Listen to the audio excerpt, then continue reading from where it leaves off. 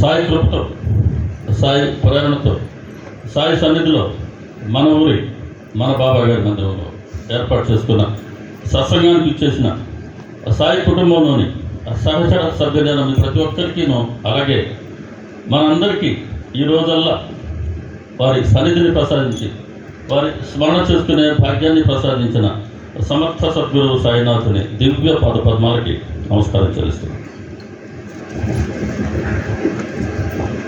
ముందు జనని జన్మభూమి అంటారు. అమ్మ జన్మనిచ్చారు, మమకారంతో పెంచారు, పోషించారు, చదువు చెప్పించారు, వివాహం చేయించారు, నా దగ్గరే ఉంటూ కాలం చేశారు. ఒక అమ్మ రుణం ఓ రకంగా తీర్చుకోవడం అండి. ఇక రెండవది జన్మభూమి. నేను జన్మించింది మన వాకాడు గడ్డ మీద. అందుకే వాకాడు అనగానే ఎక్కడో నా హృదయ తంత్రి మీటినట్టు అవుతుంది. ఎక్కడున్నా కూడా, నేను ఎంత హడావుడిగా ఉన్నా కూడా మన ఊరోడు కనబడితే నేను వెళ్ళిపోను. పలకరించి నేనేదో నా సమయంలో వాళ్ళకి చిన్నపాటి సర్వీస్ ఏమైనా చేయగలనేమో చూసుకొని నేను సర్వీస్ చేసి పంపిస్తాను. మన ఊరు వాళ్ళంటే నాకంత అభిమానం. ఆర్చ్ దగ్గర నుంచి శివాలయం వరకు ఉండే ప్రతి రోడ్డు, ప్రతి సన్న గుందేనండి. ఆ గుందుకి, ఆ రోడ్డుకి రెండు పక్కలు ఉండే ప్రతి ఇల్లు నా మెమరీలో ఉంది. ప్రతి ఒక్కరు నా మెమరీలో ఉన్నారు. పెద్దలందరూ నాకు గుర్తున్నారు. నాకన్నా సేనలు లాంటి పెద్దోళ్ళు గుర్తున్నారు, నా ఏజ్ వాళ్ళు గుర్తున్నారు, నా తర్వాత వాళ్ళు గుర్తున్నారు. కానీ మన ఊరి కోడళ్ళు, మన ఊరి అల్లుళ్ళు, ఇంకా మనవాళ్ళు మనవరాళ్ళు నాకు తెలియదు. కారణం ఏంటంటే 84లో లాస్ట్ ఈ ఊరు విడిచిపెట్టారు. ఇంచుమించు 40 ఏళ్ళు అయింది. కాబట్టి ఈ తర్వాత జనరేషన్స్ తెలియదు. కాబట్టి ఎవరే అనుకోరు. పెద్దవాళ్ళందరూ నాకు బాగా ప్రతి ఒక్కరు పరిచయమే, ప్రతి ఇల్లు పరిచయం ఉన్నారు. ఇంకా వాకాడు, ఆ పేరులోనే కాసేపు వాకాడు గురించి చెప్పుకుంటారు. వైద్యులు మన ఊరి గురించి తెలియని వాళ్ళు ఉన్నారు. అందుకని మన ఊరు ఎటువంటిదో వాళ్ళకి ఒకసారి తెలియజేస్తాను చాలా క్లుప్తంగా. ఇస్తే మంచిదే.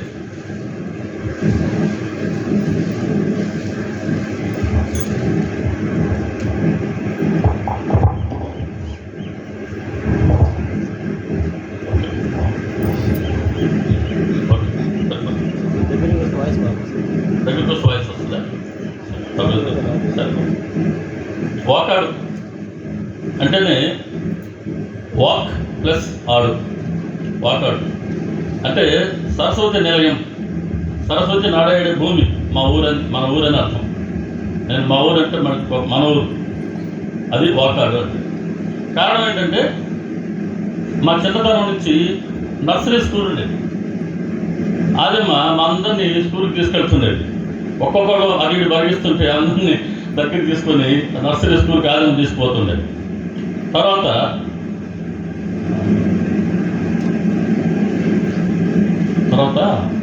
చూడు బ్యాగ్లో 4 జిప్పులు ప్లాస్టిక్ బాటిల్ ఉంటుంది. సునీతి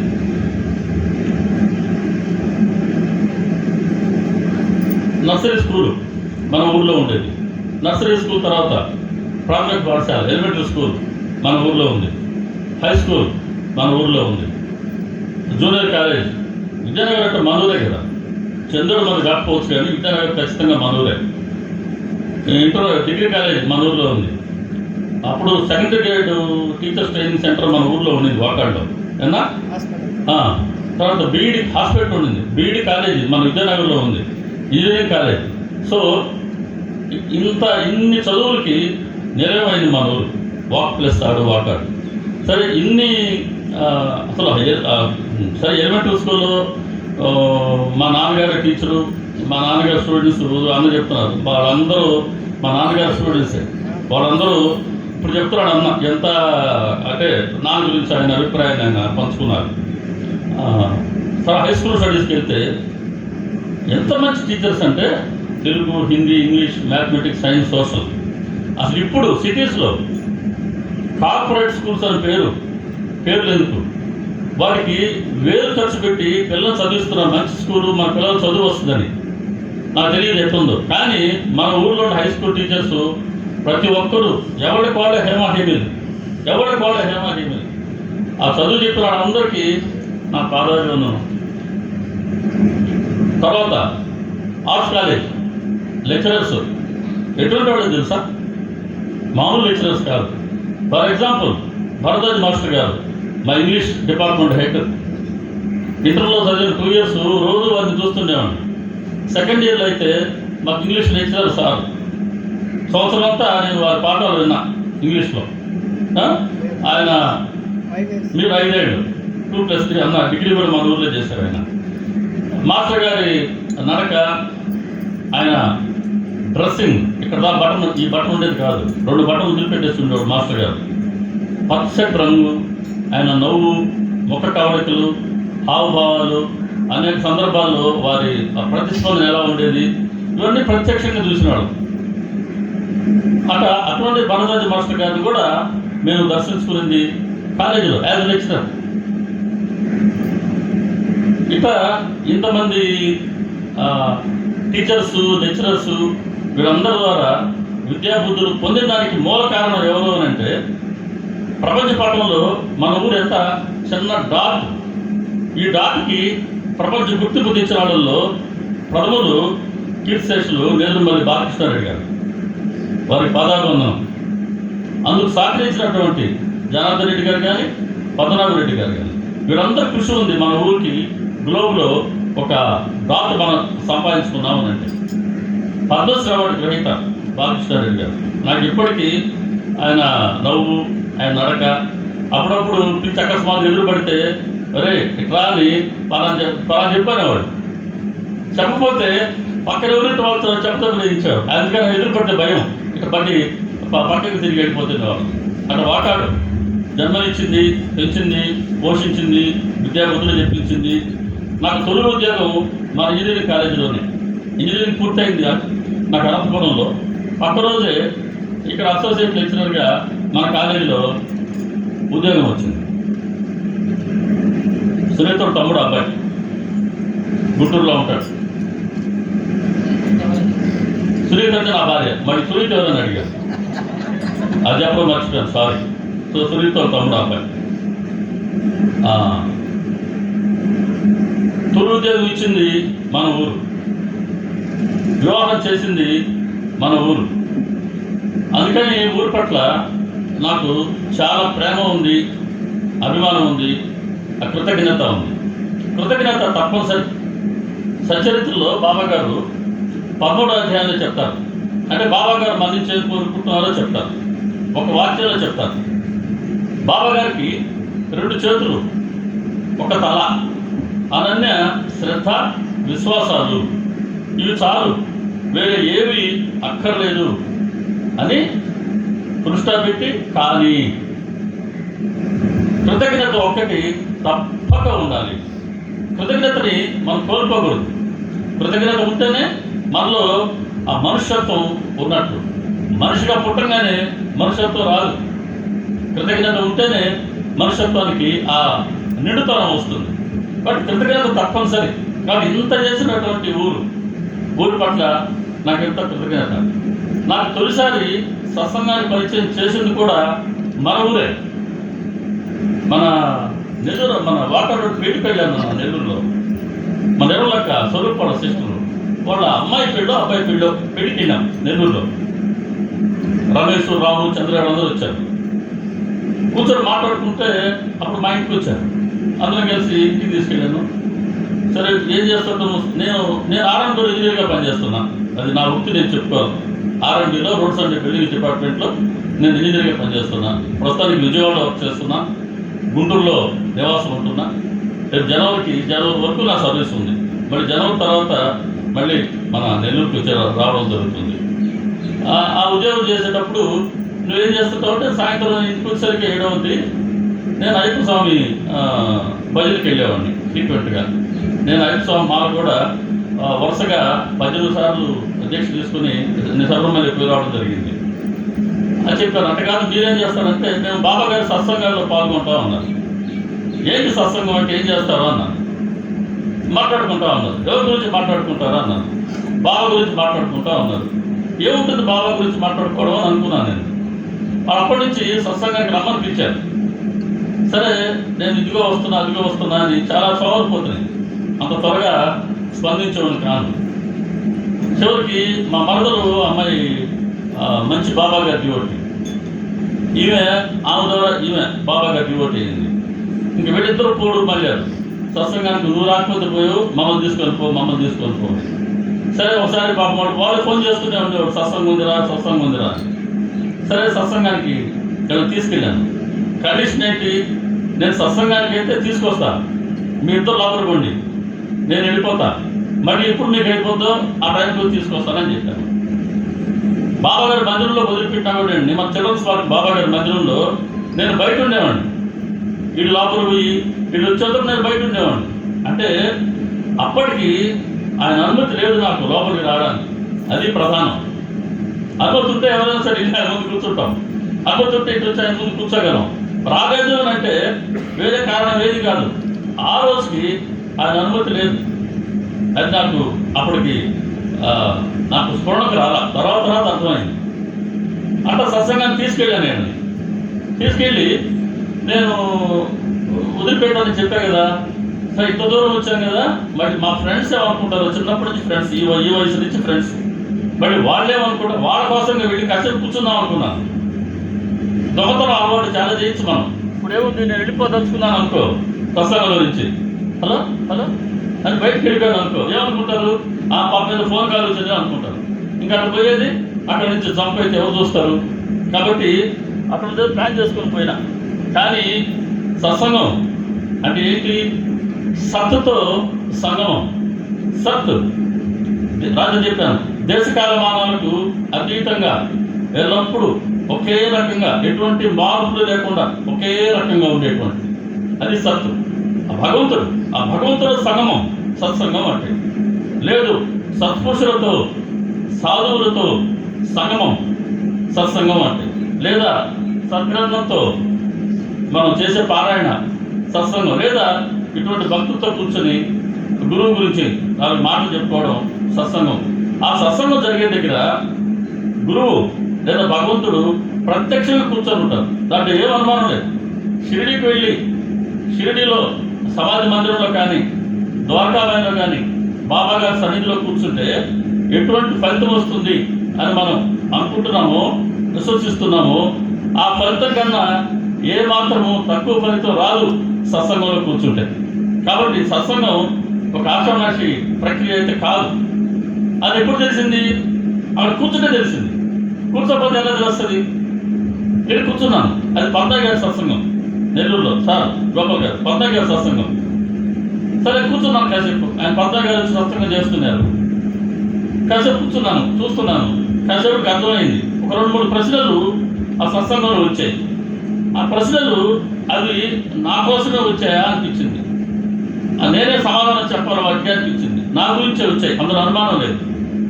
సో సత్సంగం అనేది ఆషామాషిగా ఉన్నట్లయితే ఏదో ఉంది అనిపించింది. తర్వాత 2వ సత్సంగం, 3వ సత్సంగానికి వెళ్ళాను. వెళ్ళిన తర్వాత అర్థమైంది, సత్సంగం అంటే ఎవరి కోసమో కాదు. సత్సంగం అంటే అది మన కోసమే పోతున్నాం. బేబీ పిలిచింది, ఇక్కడ రాలేదు ఎవరు, ఆయన ఎంతో పిలిపించుకున్నారు. ఆయన ఏదో మనకు చెప్పాలనుకుంటున్నారు. ఆయన ఏం చెప్పాలనుకున్నా, ఆయన ఏదైనా సరే మనకు బోధించాలనుకున్నా, మనకు శ్రేయస్సును కలిగించాలనుకున్నా తీసుకొచ్చి సత్సంగంలో ఇట్లా కూర్చోబెట్టుకుంటాం. ఇలా కూర్చుంటాం మనం అనేది 3-4 సత్సంగాలు వెళ్ళిన తర్వాత అర్థమైంది. ఇక అప్పటి నుంచి సత్సంగాన్ని ఎప్పుడు నేను మిస్ అవ్వలేదు. సత్సంగం అంటే విడిపి కూర్చునేవాడిని. అలా ఇటువంటి మహత్తరమైన సత్సంగాన్ని పరిచయం చేసింది మన ఊరు, మన వాకాడవాడు. అంటే మన వాకాడవాడు చేశారంటే ఏమని, మన ఊరు చేసినట్టే కదా. అంటే నాకు పుట్టినప్పటి నుంచి చివరికి ఈ ప్రాపంచిక విద్య కాదు, ఆధ్యాత్మిక విద్యలో ప్రవేశం చేసిన దానికి కూడా కారణం ఎవరంటే మన ఊరి వారే, మన ఊరే. కృతజ్ఞత, ఆ కృతజ్ఞత జరుగుతుంది కూడా నాకు మన ఊరి వారే, మన ఊరే. గోపి అని నేను రాత్రి వచ్చినాడు, ఇప్పుడు వస్తాడు, వాళ్ళ అమ్మాయిని తీసుకొచ్చిన కోసం వెయిట్ చేస్తున్నాడు. నా బాల్య మిత్రుడు, ప్లే స్కూల్ నుంచి మీ ఇద్దరం క్లాస్మేట్స్. బలరాయ్ గారు అబ్బాయి గోపి. ఒకసారి నాకు ఆయన వాళ్ళ పేరెంట్స్ చనిపోయిన తర్వాత ఆ గైకి వెళ్ళాడు. గైలో తెలిసిందే కదా, మనం పెద్దలకి ఆ పిండ ప్రదానం చేస్తాం. అది మన తల్లిదండ్రులకు కావచ్చు, పెద్దవారికి కావచ్చు, లేదా బంధువులకు కావచ్చు, అత్తమామలకు కావచ్చు, లేదా మనం ఎవరిని గౌరవిస్తామో వాళ్ళందరికీ చేస్తాం. అక్కడికి వెళ్ళి మా నాన్నగారు చేశాడు, అంటే వాళ్ళ ఫాదర్స్కి వాళ్ళ పేరెంట్స్కి చేసుకుంటూ మా నాన్నగారి పేరు చెప్పి కూడా పిండ ప్రదానం చేశాడు. అంటే ఏమని, చిన్నతనంలో టీచర్ ఆ కృతజ్ఞత తను నాన్నగారి ఎడ్యుకేషన్ని మర్చిపోవాలి. ఎక్కడో నాన్నగారి పట్ల ప్రేమ ఉంది. అక్కడ చేశారు బావా అని చెప్పాడు, బావా అని పిలుస్తాడు నన్ను. అక్కడ చేశారు బావా అని ఫోన్ చేశాడు. నాకు కళ్ళు చెమర్చాయి. అబ్బా, ఇన్నేళ్ళ తర్వాత కూడా చిన్నతనంలో చదువు చెప్పినటువంటి గురువుని ఇక్కడ గుర్తుపెట్టుకున్నాడు. నాకు ఒక ప్రేరణ ఇచ్చింది. నేను కాశీకి వెళ్ళాను అమ్మ చనిపోయిన తర్వాత. నేను కూడా పిండ ప్రదానం చేశాను. చాలామంది పేరెంట్స్కి వాళ్ళ అమ్మ నాన్నకి చేస్తూ మన ఊరి నుంచి మన బాలకృష్ణారెడ్డి గారికి చేశాను, ఆ సదానందం వారి చేశాను. ఆయన అంటే నాకు చాలా ప్రాణం. వాళ్ళ ఆయనకు నేనంటే చాలా ప్రాణం. నేను నా కోసం ఎన్నిసార్లు ప్రేయర్ చేశారు. క్రిస్టియన్ ఆయన. నేను ఇంటికి వెళ్ళే ప్రతిసారి నా కోసం ప్రేయర్ చేసేవారు. బాబన్నా బాబన్నా అని పిలిచేవారు. అట ఊరి ప్రజలు, ఊరి పెద్దలు, టీచర్లు వీళ్ళందరి పట్ల నాకు చాలా కృతజ్ఞత ఉంది. ఈరోజు నాకు కన్నీళ్ళు పడ్డాయి. నేను సత్సంగం కోసం వచ్చాను. ఇక్కడికి వచ్చినాక ఆంజనేయ స్వామి ప్రతిష్ట, ఆయనకి తొలిసారి పూర్మాలేసే భాగ్యం అనండి, ఏదన్నా అనండి, నేను అసలు ఊహించి మనం ఏర్పాటు చేసుకుంది కాదు. ఎందుకో అదై నాకు తెలియదు. నేనేమో నా మనసు నిండా బాబాగారు ఉంటాను, ఇంటి నిండా బాబాగారే ఉంటాను. నేను స్మరించేది బాబాగారు ఉంటాను, దానికి రెండోది కూడా లేదు. మళ్ళీ అయినా సరే ఈ అవకాశం అంటే సబ్కా మాలిక్ ఏకనే బాబాగారు అని మనం అంటున్నాం. ఇంకొకరు జై శ్రీరామ్, జై కృష్ణ భగవాన్, గోవింద, ఓం నమ శివాయ, హనుమాన్, అందరూ ఒక్కరే, ఉన్న భగవంతుడు ఒక్కరే అనేది మనం ఈరోజు సత్సంగంలో చెప్పుకుంటాం ఆ విషయం కూడా. కాబట్టి ఇంతగా మన ఊరి గురించి చెప్పుకోవాలనిపించింది. దాదాపు 40 ఏళ్ళ తర్వాత మన ఊరికి రావడం జరిగింది. మనలో చాలా మందిని కలుసుకోవడం జరిగింది. కార్యక్రమం అయిన తర్వాత కొంతమందిని రాలేకున్నారు. వాళ్ళ ఇళ్ళకి వెళ్ళి కలుసుకొని మళ్ళీ సాయంత్రానికి ఊరికి వెళ్ళాలి. రేపు మళ్ళీ అదే స్వామి చెప్పినట్టుగా మళ్ళీ రేపు ఉద్యోగానికి హాజరు కావాలి. సరే, ఇంతటితో నా వ్యక్తిగతమైన విషయాలు ముగిస్తున్నా. ఇప్పుడు సత్సంగం ఒక సబ్జెక్ట్లోకి వెళ్దాం. సత్సంగం అంటే నాకు ఎలా ఉంటుంది, నాకు ఏది ఇష్టం అంటే సచరిత్ర గ్రంథం.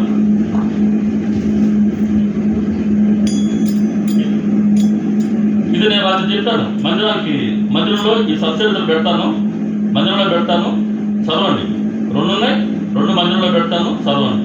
ఈ సచరిత్ర గ్రంథాన్ని ఇదే నా బావ.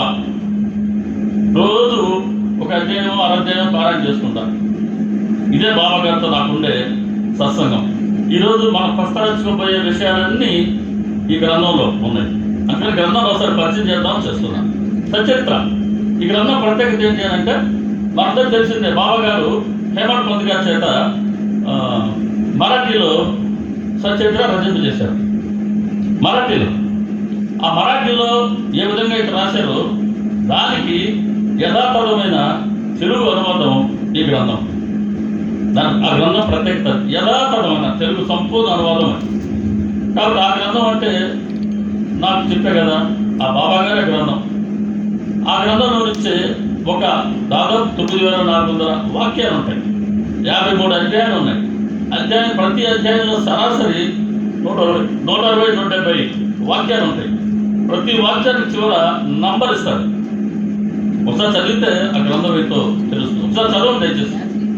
బాబాగారి భక్తులు ఆనాడందరూ కూడా ఈ గ్రంథాన్ని ఒక్కసారి చదవండి.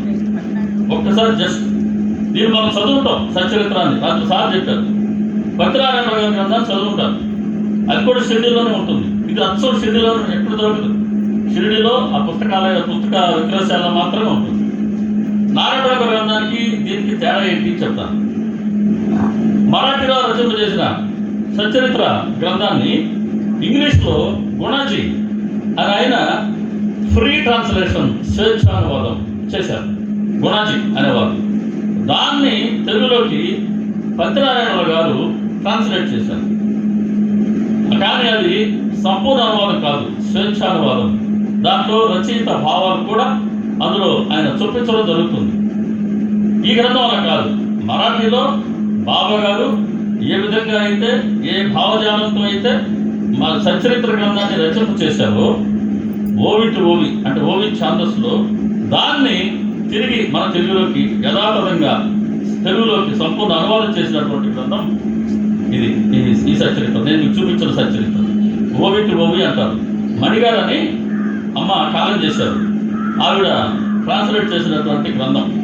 మా అదృష్టం ఏంటి అంటే మణిగారు చాలాసార్లు గుంటూరుకు వచ్చేవారు, వచ్చి మన ఇంటికి వచ్చేవారు, వచ్చి ఇంట్లో ఉండేవారు.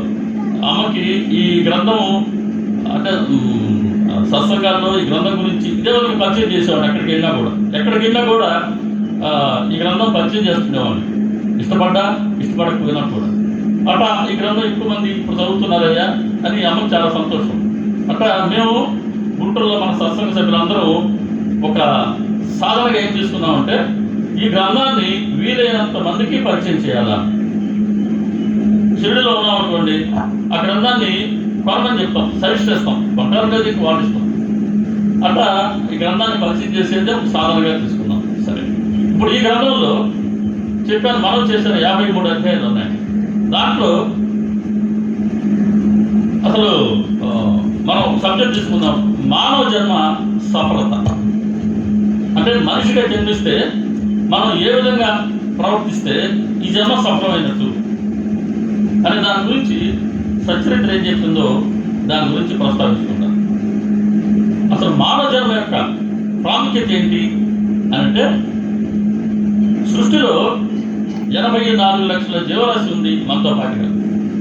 84 లక్షల జీవరాశి ఉన్నాయి, మనలాగా పుట్టి పెరిగి వెళ్ళిపోతున్నాయి. కానీ ఒక్క మానవుడికే బుద్ధి అనే ఒక ప్రత్యేకమైన ఇంద్రియాన్ని ఇచ్చాడు భగవంతుడు. ఈ బుద్ధి అనేది ఎవరికి లేదు. బుద్ధి దీని ప్రయోజనం ఏంటి అని అంటే, అంతకుముందు భగవంతుడు చాలా సృష్టి చేశాడు. సరే, భగవంతుడు మాయ సృష్టించాడు. మాయ 3 గుణాల మయం, సత్వ రజ తమో గుణం. తమో గుణం అనేది ఒక నిర్జీవ పదార్థాన్ని సృష్టించింది. తర్వాత భగవంతుడిలో ఉండే చైతన్యం, భగవంతుడు సత్ చిత్త ఆనందం అన్నాడు. భగవంతుడు ఉండే చిత్తు చైతన్యం, ఈ మాయలో ఉండే రజోగుణం, ఈ 2 కలిపి ఈ నిర్జీవ పదార్థానికి లైఫ్ని ఇచ్చాయి, చైతన్యాన్ని ఇచ్చాయి. చెట్టు చావలు ఏర్పడ్డాయి, ఈ పంచభూతాలు ఏర్పడ్డాయి, వృక్షరాశి జంతురాశి ఏర్పడ్డాయి. జంతువులు పుట్టే పెరుగుతున్నాయి, సంతనానికి అంటూ ఉన్నాయి, విడిపోతూ ఉన్నాయి. కానీ అసలు సృష్టి కారకులు ఎవరు? అసలు భూమి ఏంటి, ఆకాశం ఏంటి, వాతావరణం ఏంటి, పండు ఏంటి, వీటన్నిటికీ ఎవరున్నారు దీని వెనకాల అనేది గ్రహించాలి. కానీ భగవంతుడికే ఎక్కడో కాస్త లోపం అనిపించింది. ఇదేంటిది, ఇంత పెద్ద సృష్టిని చేస్తే అసలు సృష్టికర్త ఎవరు అని ఎవరు ఆలోచించడం లేదే అనుకుని, అప్పుడు భగవంతుడు ఉన్నటువంటి ఆనందం, మాయలో ఉన్నటువంటి సత్వగుణం, ఈ 2 మిళితమై బుద్ధి అనే ఇంద్రియాన్ని సృష్టించి, ఆ బుద్ధి అనే ఇంద్రియం ఉండే జీవుని సృష్టించాయి. అందరితో భగవంతుడి సృష్టి కార్యం సమాప్తయింది అని రాస్తాడు. కాబట్టి మనిషి జన్మ ఆ బుద్ధితో ఇచ్చిన జీవి మనం.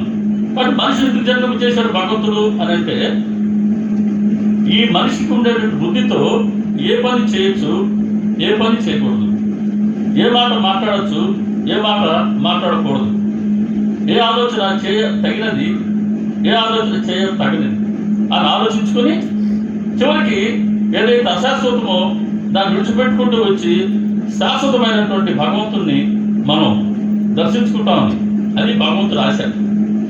ఈ కోరికతోనే ఆయన మనిషిని సృష్టించాడు. కాబట్టి మానవ జన్మ ఎప్పుడు సఫలమవుతుంది అని అంటే, ఏ లక్ష్యంతో భగవంతుడు మనిషి శరీరాన్ని సృష్టించాడు అంటే భగవంతుడు దర్శించుకోవాలని. అలా భగవంతుడు దర్శించుకుంటే మన జన్మ సఫలమైనది. అట్లీస్ట్ ఆ ప్రయత్నం అయినా చేస్తూ పోతే కనీసం మనిషిగానే పోతాం. వెంకటస్వామి అన్నారు, స్వామి మళ్ళీ మనిషిగా పుట్టాలంటే మనం ఏం చేయాలా అన్నాడు. అయ్యా మనిషిగా పోతే మనిషిగా పుడుతుందా అన్నాడు ఆయన. మనిషిగా పోవడం అంటే ఏంటి? మనం ఏం చేయకుండా ఒకరోజు మనం వెళ్ళిపోతాం, ఖాళీ చేయాల్సిందే కదా మన ఇల్లు, మన ఊరు, మన దేశాన్ని. అలా వెళ్ళిపోవడం కాదు. ఇదిగో భగవంతుని తెలుసుకునే ప్రయత్నం చేస్తూ వెళ్తే కనీసం మనలో ఉండే చెడు గుణాలు పొందైనా సరే మనం వాటిని వేరు చేసుకుంటాం, వాటిని వదిలేస్తాం. కాస్త మంచి గుణాలని మనం సంపాదించుకుంటాం, మంచి గుణాలు సంపాదించుకుంటాం. ఇది అత్యంత సహజం, ఇది పెద్ద పని కాదు. కానీ మంచి గుణాలు సంపాదించుకోవడం, మంచి తనాన్ని సంపాదించుకోవడం, చెడుని విడిచిపెట్టడం అనేది ఒక పెద్ద సాధన. అంత మనం చెప్పుకున్నంత, విన్నంత, రాసుకున్నంత సులువు కాదు. ఆ ప్రయత్నం చేయాలనిపిస్తే తెలుస్తుంది. కాబట్టి ఆ ప్రయత్నం చేస్తే మనిషిగా వెళ్ళిపోతాం. అలా చేస్తేనే జన్మ సఫలమవుతుంది. ఈ పని మనం భగవంతుని దర్శించుకోవాలా అని అంటే దానికి రెండు కావాలి. ఏదైనా సరే ఇప్పుడు వంట చేయాలంటే ఆ వంట చేసేందుకు అవసరమైన వస్తువులు కావాలి, పరికరాలు కూడా కావాలి కదా. ఊరికి ఎంతవద్దు వంట. అదేవిధంగా ఇప్పుడు మనం అనుకున్నట్టుగా భగవంతుని దర్శించుకోవాలా అని అంటే దానికి రెండు పరికరాలు అవసరం, రెండు గుణాలు అవసరం. అవి ఏంటి అని అంటే ఒకటి వివేకం, రెండు వైరాగ్యం. వివేకం ఏది నిత్యం ఏది అనిత్యం అని తెలుసుకొని ఆ రెంటి మధ్యలో తేడాన్ని గ్రహించగలిగితే అది వివేకం. నిత్యం అనిత్యం మధ్య తేడాన్ని గ్రహించగలిగితే అది వివేకం. వైరాగ్యం అంటే ఈ నిత్యం ద్వారా ఈ నిత్యం అనిత్యం ఏంటని గ్రహించిన తర్వాత అనిత్యాన్ని విడిచిపెట్టి నిత్యాన్ని మాత్రమే ఆశ్రయిస్తే, నిత్యాన్ని పొందేందుకు ప్రయత్నిస్తే అది వైరాగ్యం. కాబట్టి ఈ రెండింటి కాంబినేషన్ వివేక వైరాగ్యాలు సంతరించుకోవడం ద్వారా భగవంతుని దర్శించుకోవడం సాధ్యమవుతుంది. కాబట్టి వివేకం అంటే ఏంటి, వైరాగ్యం అంటే ఏంటి, ఈ రెంటి గురించి సచ్చరిత్ర ఏం చెప్తుంది, ఎక్కడ చెప్తుంది అని దాన్ని దర్శించుకుందాం. వివేకం గురించి చెప్తూ సచ్చరిత్ర వివేకం గురించి చెప్తూ 8వ అధ్యాయంలో మనుషులు ముక్తులు. జాగ్రత్తగా నండి మాట. ఇటువంటి వాక్యాలు అనేకం సచ్చరిత్రలో అసలు నిద్రలో కూడా మనకు పలుపుకు రావాలన్నమాట. అంత అద్భుతమైనటువంటి వచనాలు.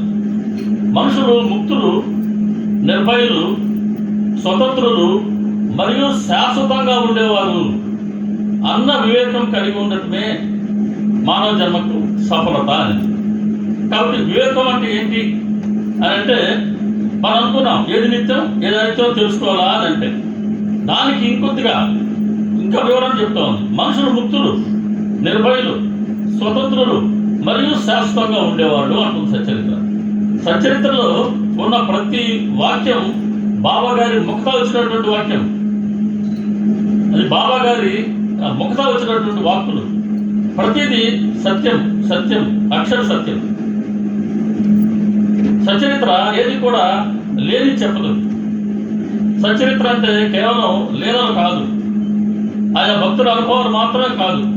ఆయా బాబాగారి లీలల ద్వారా, ఆయా భక్తుల అనుభవాల ద్వారా, బాబాగారి విశిష్టమైన చర్యల ద్వారా, విలక్షణమైన లీలల ద్వారా మనకు సత్యమేంటో తెలియజేస్తుంది. బాబాగారి బోధ ఇవిడి ఉంది. అందుకని గురువు బోధ, గురువు అనుగ్రహాన్ని పొందేందుకు మనలాంటి దోస్తులు చేసే చిన్న సాధన ఏంటంటే సచ్చరిత్రతో రోజు మనం పరిచయం తెచ్చుకోవడం. సచ్చరిత్రల అధ్యాయాన్ని మనం పారాయణ చేస్తూ ఉంటే, ఇలా సత్సంగాల్లో వారి గురించి మనం చెప్పుకుంటూ ఉంటే బాబాగారి తత్వం బోధపడి మనం బాబాగారి దగ్గరే ప్రయత్నం చేస్తాం. అది బాబాగారు మనకు కలిగించే ప్రయోజనం ఈ గ్రంథం ద్వారా. ఇప్పుడు ఏం చెప్తున్నారు ఈ ఓవిలో మనం చెప్పుకున్న వాక్యంలో? మనుషులు ముక్తులు అంటున్నారు. ముక్తి అంటే మోక్షం. ముక్తికి పర్యాయపదం మోక్షం. అబ్బా నేను ముక్తుడయ్యాను అంటారు, మోక్షం వచ్చింది అంటుంటారు. దేని నుంచి ముక్తి వచ్చినట్టు? మోక్షం అంటే ముక్తి అంటే బయటపడ్డాం లెక్క. దేని నుంచి బయటపడ్డాం? ఇంట్లో నుంచి బయటపడ్డామా? పడ్డాం. పొద్దున అందరూ ఇంట్లో నుంచి బయటపడ్డాం. మళ్ళీ సాయంత్రం మళ్ళీ ఎవరు ఏడుకోవాలి పోవాల్సిందే. సో అది కాదన్నమాట ముక్తి అని అంటే. సరే, దేవాలయం నుంచి బయటపడ్డామా? కాదు. మరి దేని నుంచి బయటపడితే ముక్తి మోక్షం? ఈ మాట మనం వింటూనే ఉంటాం కదా. చిన్నతనం నుంచి ముక్తి మోక్షం, ముక్తి మోక్షం అని వింటూ ఉంటాం. దేంటి ముక్తి అంటే? దేని నుంచి బయటపడితే ముక్తి అని? మళ్ళీ జన్మ అంటూ లేకుండా చేసుకుంటే అది ముక్తి.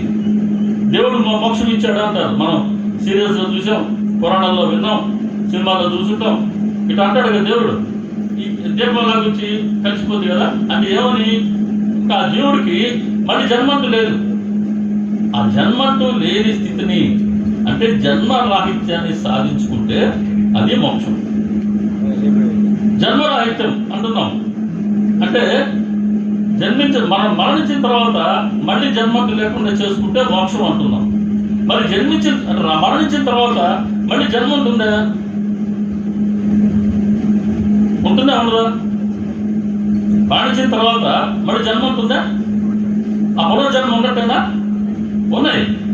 పునర్జన్మ అనేది ఉంది. అది మన హిందూ బ్లడ్లో ఉంది.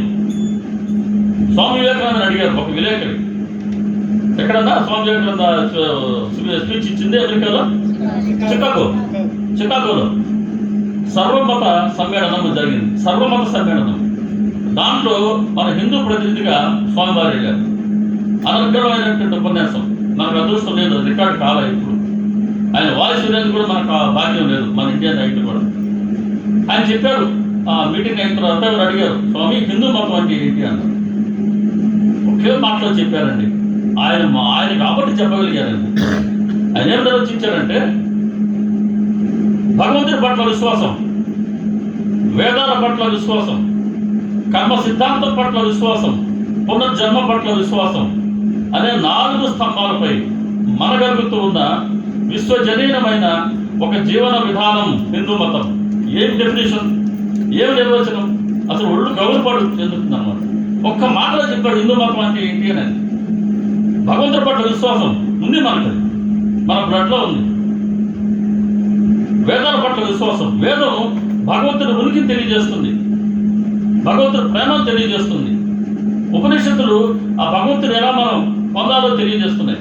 కాబట్టి వేదాల పట్ల విశ్వాసం ఉంది, కర్మ సిద్ధాంతం పట్ల విశ్వాసం ఉంది. అంటే మనం చేసుకున్న కర్మల వల్లే తిరిగి మళ్ళీ మనం జన్మను పొందుతూ ఉన్నాం. సత్యంతో చెప్పింది కూడా ఆ సత్యాన్ని. కాబట్టి కర్మ సిద్ధాంతం పట్ల విశ్వాసం ఉంది. ఆ కర్మ ఫలాన్ని అనుభవించడానికి మళ్ళీ పునర్జన్మలకు మనమే వస్తున్నాం, పునర్జన్మలు ఉన్నాయి అని హిందూ మతం కూడా చెప్తుంది. కానీ హిందువులైన మనం ఆ పునర్జన్మని విశ్వసించి చేరవలసిందే. కానీ పునర్జన్మ అంటూ ఉంది. ఇప్పుడు పునర్జన్మ ఎందుకు అవసరం అవుతుంది? ఇప్పుడు మనం ఏమనుకుంటున్నాం, పుట్టాం, పెరిగాం, మరణిస్తున్నాం, మళ్ళీ జన్మిస్తున్నాం, మళ్ళీ మరణిస్తాం. వీటిల్లో ఈ చక్రంలో తిరుగుతూనే ఉంటాం. ఎప్పటి వరకు? మళ్ళీ మనం చేసుకున్న కర్మఫలాన్ని అనుభవించడానికి ఏమీ లేకుండా చేసుకునేంత వరకు. కర్మఫలం అంటూ మిగిలిందా? దాన్ని అనుభవించాలంటే తిరిగి మళ్ళీ జన్మించాల్సిందే. కాబట్టి ఈ చక్రం నుంచి ఎవరు బయటపడుతున్నారు? ఎవరికైతే ఇక మునుముందు అనుభవించేందుకు కర్మ అంటూ లేదో వాళ్ళకి మోక్షం వచ్చింది. కాబట్టి మోక్షం అంటే ఈ జనన చక్రం నుంచి బయటపడటమే మోక్షం. మరి ఇప్పుడు మనం చెప్పుకున్నట్టుగా ఈ జనన మరణాలకి కారణం ఎవరు? భగవంతుడు అవుతున్నాడా, మనం అవుతున్నామా? ఖచ్చితంగా మనమే. కారణం ఏంటి? కర్మఫలం ఉంది, మళ్ళీ జన్మించాలని చెప్పుకుంటున్నాం. ఆ కర్మ చేస్తుంది ఎవరు? మనమే. మంచి పని కానీ చెడు పని కానీ. మంచి పని చేసామా పుణ్యం వస్తుంది, చెడు పని చేసామా పాపం వస్తుంది. పుణ్యాన్ని అనుభవించాల్సిందే, పాపాన్ని అనుభవించాల్సిందే. కర్మ సిద్ధాంతం ప్రత్యేకత ఏంటి అని అంటే, సపోజ్ ఎవరైనా 4 కోట్లు ఆస్తుంది అనుకుందాం, ఒకరు 3 కోట్లు అప్పులు ఉన్నాడు అనుకుంటాం, మనిషి చనిపోయాడు అనుకుంటాం. ఇప్పుడు ఎంత బాకీ ఉన్నట్టు? నికరంగా 1 కోటి కదా, 4 కోట్లు ఆస్తుంది, 3 కోట్లు అప్పులు ఉన్నాయి. అప్పులన్నీ తీర్చేసిన ₹1 ప్లస్లో ఉంటాడు. అది వర్తించదు ఇక్కడ. ఈ 4 కోట్ల పుణ్యాన్ని అనుభవించాల్సిందే, ఈ 3 కోట్ల పాపాన్ని అనుభవించాల్సిందే. అది తేడా. నేను 4 కోట్ల పుణ్యం సంపాదించుకున్నానే, 3 కోట్ల వరకు పాపం చేసుకుంటా, ఇంకా నేను పుణ్యమే కదా? కాదండి. 4 కోట్లు లెక్కే, 3 కోట్లకి 3 కోట్లు లెక్కే. కానీ పుణ్యాన్ని పాపాన్ని రెంటిని మనం అనుభవించి తీరాల్సిందే. అటువంటి అనుభవం కోసమే తిరిగి భగవంతుడు మరి ఇంకో జన్మనిస్తుంటాడు. ఈ జన్మలో అనుభవించరా, పోని ఈ జన్మలో పుట్టాం అంటే చిన్న ఎగ్జాంపుల్ చెప్తాను, లెక్క చెప్తాను. అనేక జన్మల్లో మనం సంపాదించుకున్న కర్మఫలాన్ని సంచిత కర్మ అంటారు. తీరు ఎక్కువైపోయిందా? దాన్ని సంచిత కర్మ అంటారు. అంటే వెనక అనేక జన్మల్లో, ఇప్పుడు బాబా చెప్పారు శ్యామతో 36వ అధ్యాయంలో, శ్యామ 72 జన్మల నుంచి నిన్ను నేను పోషిస్తున్నాను శ్యామ అన్నాడు. 72 జన్మల నుంచి అమ్మా నాన్న ఈ జన్మలోనే పోషిస్తారు, అంతేనా? వాడు వెళ్ళిపోయినా మనం వెళ్ళిపోయినా నీకు వాడికి మనకు సంబంధం ఏంటి? పోయిన జన్మలో మనకు అమ్మా నాన్న ఎవరు? పోనీ అమ్మా నాన్న ఇప్పుడు ఎక్కడ పుట్టారు మళ్ళీ తెలియదు. మనమేనంతే, రేపు మన పిల్లలంతే, వాళ్ళ పిల్లలంతే, ఎవరికి సంబంధం ఉండదు. ఇదిగో ఈ ప్రాణం ఆడుతున్నందరికీ ఆ సంబంధం. కానీ బాగా ఒక్క జన్మకే సంబంధం మనందరికీ, పెద్దవాళ్ళకి కానీ మన పిల్లలకి కానీ. కానీ గురువు ఏమంటున్నాడు? 72 జన్మల నుంచి నిన్ను పోషిస్తున్నాను శ్యామ. బావగారు సర్టిఫికేట్ ఇస్తున్నారు, జన్మలు ఉన్నాయి 72 జన్మల నుంచి. అదేవిధంగా 27వ అధ్యాయంలో జన్మల గురించి తెలియజేశారు బాబాగారు. లక్ష్మి కాపట్టే గారి భార్య, ఆమె దాదాపు 4 నెలలు షిరిడీలో ఉన్నారు. ఆమెకి గత 4 జన్మల గురించి చెప్పారు. గత 4 జన్మలు, ఇప్పుడుండే జన్మ 5వ జన్మ, గత 4 చెప్పారు. ఒకప్పుడు ఈమె గోవుగా ఉండింది, దండిగా పాలించేది. పశు జన్మలో ఉత్తమమైన జన్మ గోవు. తర్వాత ఒక తోటమాలి ఇంట పుట్టింది, తర్వాత క్షత్రియ ఇంట పుట్టింది, తర్వాత వయసుని పత్నయింది, ఇప్పుడు బ్రాహ్మణ కుటుంబంలో జన్మించింది శ్యామాని. గత 4 జన్మల గురించి తెలియజేశారు బాబా. అంటే జన్మల నుంచి ఎవరు మనల్ని గమనిస్తున్నారు, ఎవరు దృష్టిలో మనం ఉన్నామనంటే కేవలం గురువు దృష్టిలో మాత్రమే ఉన్నాం. ఇక్కడ గురువు ఎవరు అన్నది మనకు మనం నిశ్చయించుకోవాల్సిందే. దీనికి ఎటువంటి కొలమానాలు కానీ, దీనికి ఎటువంటి కంపల్సరీలు ఉండవు. గురువు అని నువ్వు ఎవరిని భావిస్తున్నావు వాడే గురువు, అంతే. నేను బాబా గారు గురువు అనుకుంటున్నా, ఇంకో రామకృష్ణ పరమహంస గారు గురువు అనుకుంటున్నారు, ఇంకో గౌతమ బుద్ధుడు అనుకుంటున్నారు, వెంకటస్వామి గారు అనుకుంటున్నారు, భరద్వాజ మాస్టర్ గారు అనుకుంటున్నారు. ఎవరు అనుకుంటే వాళ్ళే మన గురువులు, అంతే. భగవంతుడికి పేరు లేదు, రూపం లేదు. నీరుంది, నీరుకి ఆకారం ఉంటుందా? బిందులో పోస్తే బిందులో ఆకారమే, గ్లాసులో పోస్తే గ్లాస్ ఆకారమే, ఐస్ క్యూబ్లో పోస్తే ఐస్ క్యూబ్ ఆకారమే. దానికి సొంతగా ఆకారం ఇంకేం లేదు. అదేవిధంగా నీరుకి పేరు, మనం నీరు అంటున్నాం, ఇంకెవరు గంగ అంటారు, ఇంకెవరో పానీ అంటారు, ఇంకెవరో వాటర్ అంటారు, ఇంకెవరో తన్ని అంటారు. పేరు మారిపోతున్నాయి. అలాగే భగవంతుడు అన్నాక రూపం లేదు, ఆకారం ఉండదు. మనం మన విశ్వాసానికి అనుగుణంగా మన అనుభవాలతో రంగరించుకొని ఎవరిని మనం దేవుడు నమ్ముతున్నామో ఆయనే దేవుడు. ఆ రూపంలోనే, ఆ నామరూపాలతోనే భగవంతుడు మన వద్దకు వస్తాడు, మన బాధ్యతను ఆయన వహిస్తాడు. జై శ్రీరామ, ఓం నమ శివాయ, కృష్ణ మందిర జగద్గురువా, లేకపోతే వెంకటరమణ గోవిందనా, లేకపోతే సమర్థ సద్గురు సాయినాథ్ మహారాజ్కి జయ, లేకపోతే అల్లాహు అక్బర్ అలానా, లేకపోతే జీసస్ క్రీస్తు. నీ విశ్వాసం, నీ అనుభవం ఎవరిని విశ్వసిస్తుందో వాళ్ళే గురువు. కానీ ఇక్కడ బాబా చెప్తున్నారు శ్యామకి 72 జన్మ నుంచి. అంటే గురువుకి అంత ప్రేమ మనంటే. మనం వెళ్ళిపోవడం, తిరిగి ఎక్కడ జన్మించాలో, ఎలా జన్మించాలో మొత్తం ఆయన నియంత్రణలో ఉంటుంది. కాబట్టి గురువుకి మనం శరణాగతి చేసుకోవడం, మన బాధ్యతని ఆయన కప్పచెప్పడం అన్నది జీవితంలో ఒక మలుపు. గురువుని ఆశ్రయించామా, ఒక్క మలుపు. మనలో ఉండే శ్రద్ధ కొద్దీ, మనలో ఉండే భక్తి కొద్దీ, ఆయన మనం సమర్పించుకునే ప్రేమ కొద్దీ ఆ మలుపులో ఎక్కడికో తీసుకెళ్తారు. అడుగులు వేస్తారు ఆయన. మనం అడుగులు వేస్తే ఆయన అడుగు వేస్తారు. చెప్పారు బాబా గారు, ఒక్క అడుగు నా వైపు వేస్తే 10 అడుగులు నీ వైపు వేస్తాను. నువ్వు భారాన్ని మోపితే నీ భారాన్ని మోస్తాను. ఒక్క అడుగు వేయకపోతే ఏం చేయాలి? ఆయన ఏమైనా చేస్తారా? పసిపిల్లలు ఉందండి, పసిపిల్లలు నడవసాగితే మనం వేరు సపోర్ట్ ఇస్తాం. అడుగులు తప్పుడు అడుగులు వేస్తుంటే మనం సపోర్ట్ ఇస్తాం. అసలు నడకపోతే ఏం చేస్తాం? నడిపిస్తాం, పట్టుకొని ఎంతకాలం నడిపిస్తాం.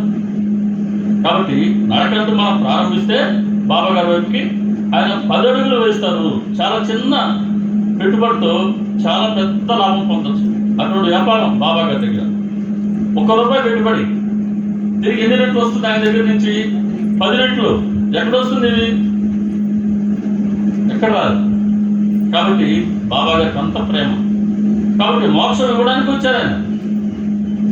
మనం చేస్తున్న కర్మఫలమే మనకు జన్మలకి కారణం అవుతూ ఉంది. కర్మఫలం మనం చేసిన ప్రతి పనికి పోగేటువంటి ఫలం అనుకున్నాం. మరి కర్మలు ఎన్ని రకాలుగా ఉంటున్నాయి? అసలు కర్మలకు కారణం ఏంటి? కర్మ చేస్తే కర్మఫలం వస్తుంది అనుకుంటున్నాం. కర్మఫలం అంటూ ఉంటే దాన్ని అనుభవించరు కాబట్టి జన్మిస్తున్నాం అనుకున్నాం. సో కర్మఫలం అంటూ లేకపోతే మళ్ళీ జన్మ ఉండదు కదా. కర్మఫలం లేకుండా ఎలా చేసుకోవాలా?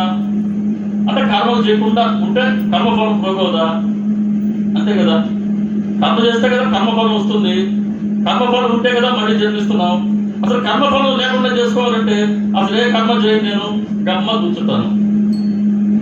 గమ్మ కూర్చోవడం కూడా కర్మే. నువ్వు గమ్మ కూర్చున్నావు సోమతానం అంటాడు దేవుడు. భగవద్గీత అదే చెప్తాడు ఆయన. కర్మ చేయకుండా కుదరదు నాన్న, శరీరం ఇచ్చిందే కర్మ చేసేందుకు. కర్మ చేయాల్సిందే. ఎటువంటి కర్మ చేయాలి, ఎందుకోసం కర్మ చేస్తున్నాం అనేది తెలుసుకోవాలి. కర్మలు ఎందుకు చేస్తున్నాం? కర్మలు చేయడానికి కారణం రెండు మనిషిలో సహజంగా. ఒకటి రాగం, రెండు ద్వేషం. ఏదన్నా చూసుకోండి మన జీవితంలో రాగం ద్వేషం ఈ రెండే కారణం మనం చేసే ప్రతి పనికి. రాగం ఇష్టత, ఒక వ్యక్తి పట్ల ఇష్టత, ఒక వస్తువు పట్ల ఇష్టత, ధనం పట్ల ఇష్టత, కనకాల పట్ల ఇష్టత, తర్వాత విషయాల పట్ల ఇష్టత. ఈ ఇష్టత కారణంగా దీన్నే రాగం అంటున్నారు. దీనికి అనుగుణంగానే పనిచేస్తున్నాం. అన్నిటికన్నా ప్రమాదకరమైన ఇష్టత ఎవరి పట్ల ఉంటే? చాలా ప్రశ్నలు వస్తాయి, జాగ్రత్తగా వింటుండండి. ఇష్టత రాగం అంటున్నాం. ప్రమాదకరమైన ఇష్టత ఎవరి పట్ల ఉంటే? ఇది అత్యంత ప్రమాదకరం. ఇష్టత ఉంటే మనలో ఎవరి పట్ల ఇష్టత ఉంటే ప్రమాదకరం? ఎవరి పట్ల ఇష్టత ఉంటే ప్రమాదకరం? మనకు మన పట్ల. సింపుల్. ఎంత ప్రమాదకరం అయింది. మనకు మన పట్ల ఇష్టత లేదా? బలంగా ఉంది. అది బలంగా ఉంది కాబట్టి అత్యంత ప్రమాదకరం. నేను అది లేకుండా ఉంది ఎవరికైనా? దాన్ని మనం విడిచిపెట్టుకోగలమా? కాబట్టి నా పట్ల నాకు చాలా ఇష్టత ఉంది. అది అది అహంకారం అంటాం, కర్తృత్వం అంటాం. ఈ నేను నా పట్ల నాకు చాలా ఇష్టత ఉంది, ఇది చాలా ప్రమాదకరమైనటువంటి రాగం. దీనివల్లే చాలా కోరికలు జనిస్తూ ఉంటాయి. ఆ కోరిక జనించడాన్ని అరిషడ్ వర్గాల్లో మొదటిది కామం అంటాం. ధనం పట్ల ఇష్టత ఉంది, అది లోభం. అరిషడ్ వర్గాల్లో లోభం ఒకటి. నేను నేను నేను అనే భావన ఎక్కువైపోతే నాకన్నా గొప్పవాడు లేడు అనే భావన క్రియేట్ అవుతుంది. ఇది మదం. ఇలా కామానికి, మదానికి, మోహానికి నేను అనేది ఎప్పుడైతే నాలో ఉందో, ఇప్పుడు ఇది ఎవరిది? ఇది ఎవరిని అడిగారు అనుకో, ఇది ఎవరిదంటే ఏం చెప్తారు? ఇది ఎవరిది? ఇది ఏంటమ్మా ఎవరిది? ఇది మీరు అనకండి, నాది. ఇది ఎవరు చెప్పారు కదా, అదంటే కుదరదు, నాది. సో ఎప్పుడైతే నేను అనేది ఉందో, నాది అనేది ఉంది. నా బిడ్డ, లేకపోతే నా కుటుంబం, నా భార్య, నా భర్త, నా ఆస్తుపాస్తులు. సో నేను అనే అహంకారం మనలో ఉన్నంత కొద్దీ నాది అనేది ఆటోమేటిక్గా ఉంటుంది. ఈ నాది అన్నది మమకారం. అరిషడ్ వర్గాల్లో 4 కామం వచ్చింది, మదం వచ్చింది, మోహం వచ్చింది, మమకారం వచ్చింది, లోపం వచ్చింది. అరిషడ్ వర్గాలు ఈ 4టికి కారణం ఏమైందంటే మనలో ఉండే రాగం. కాబట్టి మనం చేసే పనులు వీటికి అనుగుణంగా లేవా? ఉండవా? ఖచ్చితంగా ఉంటాయి. వీటికన్నా భిన్నంగా ఏదైనా అవుతుందా? ఇంకో 2 ఛాన్స్ ఉంది. ఆ 2 ఏంటంటే ద్వేషం, ఒకరి పట్ల వ్యతిరేకత, ఒకరి పట్ల మనకుండే అయిష్టత. లేదా అందరిని ఇష్టపడుతున్నావా? అందరిని ఇష్టపడతామా? లేదు. కొందరి పట్లే మనకి ఇష్టత ఉంటుంది. ఎప్పుడైతే ఇష్టత అంటూ ఉంటుందో అయిష్టత కూడా ఖచ్చితంగా ఉంటుంది. ఇది మనకు మంచి అనుకున్నామంటే దానికి వ్యతిరేకత చెడు అనేది ఉంటుంది. ఇది సుఖం అనుకున్నామా, దుఃఖానికి తావు ఉంది. అదే చెప్తా సచరిత్ర. హర్షం అంటూ ఉంటే శోకం అనేది తప్పనిసరి. నువ్వు శోకం వద్దనుకుంటే ఏం చేయాలా? హర్షాన్ని కూడా వదులుకోవాల్సిందే. కాబట్టి అన్నీ విడిచిపెట్టుకుంటూ పోతేనే ఈ బంధాల నుంచి బయటపడతాం. ఈ బంధాలకి కారణం ఇప్పుడు మనం చెప్పుకుంటున్న రాగం, ద్వేషం. ప్రతి పని దీనికి అనుగుణంగానే పనిచేస్తాం. కాబట్టి ఈ రాగం, ద్వేషం అనేది దేన్ని బట్టి జనిస్తుంది అంటే, నేను అంటే ఈ శరీరం అనుకునే భావన వల్లే జనిస్తుంది. ఈ నేను అనుకుంటే శరీరం అనుకోవడమే అజ్ఞానం. కాబట్టి శరీర భావంతో ఉండేవాళ్ళం అందరం అజ్ఞానంలోనే. ఇప్పుడు అజ్ఞానం కాని వాడు వచ్చాడు లేదు, అందరం ఒకే తాములో ముక్కలమే. శరీర భావన ఎవరికి పోయింది? ఎవరికి పోలేదు. కాబట్టి ఇటువంటి శరీర భావంతో ఉన్న మనవుల్ని ఉద్ధరించడానికే సాక్షాత్ పరబ్రహ్మ బాబా గారిగా మళ్ళీ అవతరించాల్సి వచ్చింది. భగవద్గీతలో శ్రీకృష్ణ పరమాత్మ బోధించారు జగత్తుకి, బోధ థీరీ చెప్పారు ఆయన. దాన్ని ప్రాక్టికల్గా ఆచరించి మనకు చూపించి, ఇదిగో మనలాంటి సామాన్యుల వరకు తీసుకొచ్చింది సద్గురువు బాబా గారు. అందుకే బాబా గారు లాంటి అవతారం నా భూతం నా భవిష్యత్ అంతకుముందు లేదు. ఇంతగా ప్రాక్టికల్గా మనలాంటి సాధారణమైన మనుషుల వద్దకు తీసుకొచ్చిన ఆధ్యాత్మిక తత్వం అంతకుముందు లేదు, ఇక ముందు అవసరం లేదు. ఎందుకంటే బాబా గారు ఎప్పటికి ఉండేవారు. ఇక మళ్ళీ ఇక రెండోది లేదు. అందుకే అన్నాను నేను, బాబా అంటే ఆయన ఒక్కరే, మా రెండో వాడు లేదని చెప్పాను. బాబా అంటే బాబాని. కాబట్టి ఇక్కడ మోక్షం అని అంటే దానికి కారణం మన కర్మఫలం, కర్మఫలానికి కారణం మనం చేస్తున్న కర్మలు, చేస్తున్న కర్మలకి కారణం ఈ బంధాలు, ఈ బంధాలకి కారణం రాగం, ద్వేషం, ఈ రాగద్వేషాలకి కారణం శరీరం అనే భావన. ఈ శరీరం అనే భావనకి మూలం ఏంటి అంటే మాయ. ఏం మాయ అంటాం కదా, అదే మాయ అంటే. మాయ ఏం చేస్తుంది? ఏదైతే నిత్యమో దాన్ని అనిత్యంగా, ఏదైతే అనిత్యమో దాన్ని నిత్యంగా భ్రమింపజేస్తూ ఉంటుంది. ఏది నిత్యం ఏది అనిత్యం అని చిన్న ఎగ్జాంపుల్ దానికి ఎవరు బెస్ట్ ఎగ్జాంపుల్ అంటే, అనిత్యానికి బెస్ట్ ఎగ్జాంపుల్ చెప్తా. మన శరీరమే. ఏం చెప్పుకున్నాం? నిత్యం అంటే ఏంటి? దేశకాలమానాలతో సంబంధం లేకుండా ఎల్లప్పుడూ ఒకే రకంగా ఉండేది, ఎటువంటి వికారాలకు మార్పులు లోను కాంది నిత్యం. దానికి ఆపోజిట్ నిత్యము వికారాలకి మార్పులకి లోనవుతూ ఉండేది అనిత్యం. మన శరీరం ఏదంటారు ఇప్పుడు? నిత్యం అనిత్యమా? నిత్యం. ఆ వయసులో పరిగెత్తాం, ఈ వయసులో నడకే కష్టమైంది. మళ్ళా మార్పులు మనకే తెలుస్తున్నాయి. కాబట్టి శరీరం ఈ స్టేజ్లో వచ్చినాం, ఇక్కడికి ఎక్కినాం, సంకలో కూర్చున్నాం, భాగ్యం దోగాడాం, తప్పుడు లేచాం, నడిచాం, పరుగులు తీసాం, పెద్దోడు పోయాం, చివరికి మళ్ళీ రివర్స్ వచ్చేసింది. మళ్ళీ కదలని స్థితి వస్తుంది, వెళ్ళిపోవాల్సి వస్తుంది. కాబట్టి మన శరీరం అయితే అనిత్యం. కానీ ఇంతకీ శరీరం అంటే రెండింటి కలయిక. శరీరం అంటే మన కంటికి కనబడే స్థూల శరీరం ఉంది, మన కంటికి కనబడని లోన చైతన్యం కూడా ఉంది. లోన చైతన్యం ఉంది, బయట కంటి కనబడే స్థూల శరీరం ఉంది. ఈ రెండు కలయిక వల్లే ఈ జీవుడు ఈ శరీరంతో ఇప్పటి వరకు ఈ కర్మను ఆచరించగలిగాడు. మీరు ఒప్పుకోవచ్చా? ఈ మాట ఒప్పుకోవచ్చా? దీన్ని బాబా గారు ప్రాక్టికల్గా చూపించారు మనకు. అందుకే బాబా గారు చేసిన ప్రతి లీల కూడా మనకు బోధే. లీల వేరుగా ఉండదు, బాబా గారి బోధ వేరుగా ఉండదు. బాబా గారు ఇప్పుడు కూడా గంట తరబడి ఆయన లెక్చర్స్ దంచలేదు. చిన్న లీల ద్వారా అత్యద్భుతమైన బోధ ఉంటుంది, చిన్న చర్య ద్వారా ఎంతో బోధ ఉంటుంది, చిన్న మాటల ద్వారా ఎంతో బోధ ఉంటుంది. దాన్ని మనం పారాయణ చేయడం ద్వారా, సత్సంగాలు కూర్చొని చర్చించుకోవడం ద్వారా దాన్ని మనం గ్రహించాలా అన్నది బాబా గారి సంకల్పం. బాబా గారు చేసిన లీల 44 అధ్యాయంలో రాత్రి అనుకున్నాం కదా సార్, 72 గంటలు అన్నారు మీరు, దాన్ని చెప్తున్నాను. 44 అధ్యాయం. బాబా గారు రోజు రాత్రి 10 గంటలప్పుడు మాంసాపతి గారు బాబా గారికి అత్యంత ప్రీతిపాత్రమైన భక్తులు, బాగా భక్తుడా అని అర్థం. భగత్ అని బాబా గారు పిలిచే మాంసపతిని పిలిచారు బాబా గారు రాత్రి 10 గంటలప్పుడు. భగత్, నేను శరీరాన్ని విడిచిపెట్టున్నా, అంటే నా ప్రాణాలని బ్రహ్మ సహస్రారంలో ఉంచుతున్నాను. 3 రోజులు నేను ఈ శరీరాన్ని నువ్వు చూస్తూ ఉండు, ఒకవేళ నేను తిరిగి రాకపోతే అని మసీదులో ఒక మూల స్థలం చూపించారు. అక్కడ తమ శరీరాన్ని ఆయన పుడిచిపెట్టమన్నారు. అక్కడ గోరు తీసి గోరులో శరీరం ఉంచమని చెప్పారు. అలా చెప్తూ బాబా గారి శరీరం ఆయన చెప్పినట్టుగానే ప్రాణాలు శరీరం నుంచి వేరు చేశారు. ఎప్పుడైతే శరీరంలో నుంచి ప్రాణం బయటకు పోయిందో శరీరంలో కదలిక ఉండదు. శరీరం అయితే ఉంది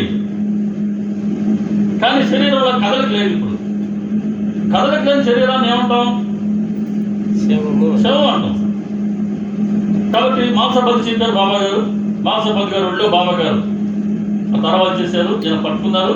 డిసెంబర్ మాసంలో జరిగినటువంటి ఈ సంఘటన మంచి డిసెంబర్ మాసం. ద్వారకామాయి ఆ షెడ్ కూడా లేదు. 1886 సంవత్సరం అనుకుంటారు ఇది జరిగింది. 1886. ఎస్. ఆ ముందు మసీదు కూడా మార్గశిర పౌర్ణమి డిసెంబర్ మాసంలో వస్తుంది. ఆ ముందు షెడ్ కూడా లేదు, చిన్న మసీదే. ఆయన మంచి డిసెంబర్ నెలలో షెడ్లో చలి ఎలా ఉంటుందో మనకు తెలుసు. అసలు డాక్టర్ మనోడు ఎవరైనా పోతే అంత వణుకుంటుంది. అందుకే ఆ మాసంలో సాధారణంగా పోరు ఎవరు డిసెంబర్ మాసంలో, మనం తట్టుకోలేము అక్కడ. అప్పుడు జరిగినటువంటి అదేలా ఆయన శరీరం విడిచిపెట్టారు. మరి 3 రోజులు శరీరాన్ని కాపాడమని చెప్పారు. సో బాబా గారి తల మాంసపతి గారి ఒళ్ళో ఉంది. నేను అలాగే కూర్చున్నారండి. అదిగో ఆ పాపని ఎట్టయితే అమ్మాయి పడుకుందో అలాగే బాబా గారు ఉన్నారు. ఇక్కడికి అలాగే ఉన్నారు ఆయన 3 రోజుల పాటుగా. కూర్చోగలమా? దాంట్లో ఒక అయితే ఆ మాటలో ఒక అధ్యాయంలో ఒక ఓవి రాస్తారు. 125 వాక్యం అనుకుంటా, నాకు గుర్తుంటే నంబర్. మాంసపతి బాబా గారి ఆజ్ఞను పాటిస్తూ అతి జాగరూకతతో అహర్నిశలు సాయినామాన్ని ధ్యానిస్తూ అక్కడే మెడుకువతో కూర్చున్నారు. అతి జాగరూకతతో అహర్నిశలు సాయినామాన్ని జపిస్తూ అక్కడే సావధానంగా మెలకువగా కూర్చున్నారు.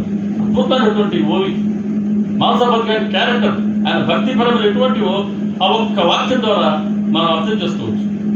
విపరీతమైన చలిలో బాబా గారు ఆయన చాలా మంది వచ్చి ఒక రోజు అయిపోయింది కదా, మరి బాబా గారు లేరు కదా, ఆయన చనిపోయారు కదా, తీసుకెళ్ళి దహన సంస్కారం చేద్దాం. హిందువులు ముస్లింస్ చెరువు పక్క గ్రూప్లు వచ్చేసాయి.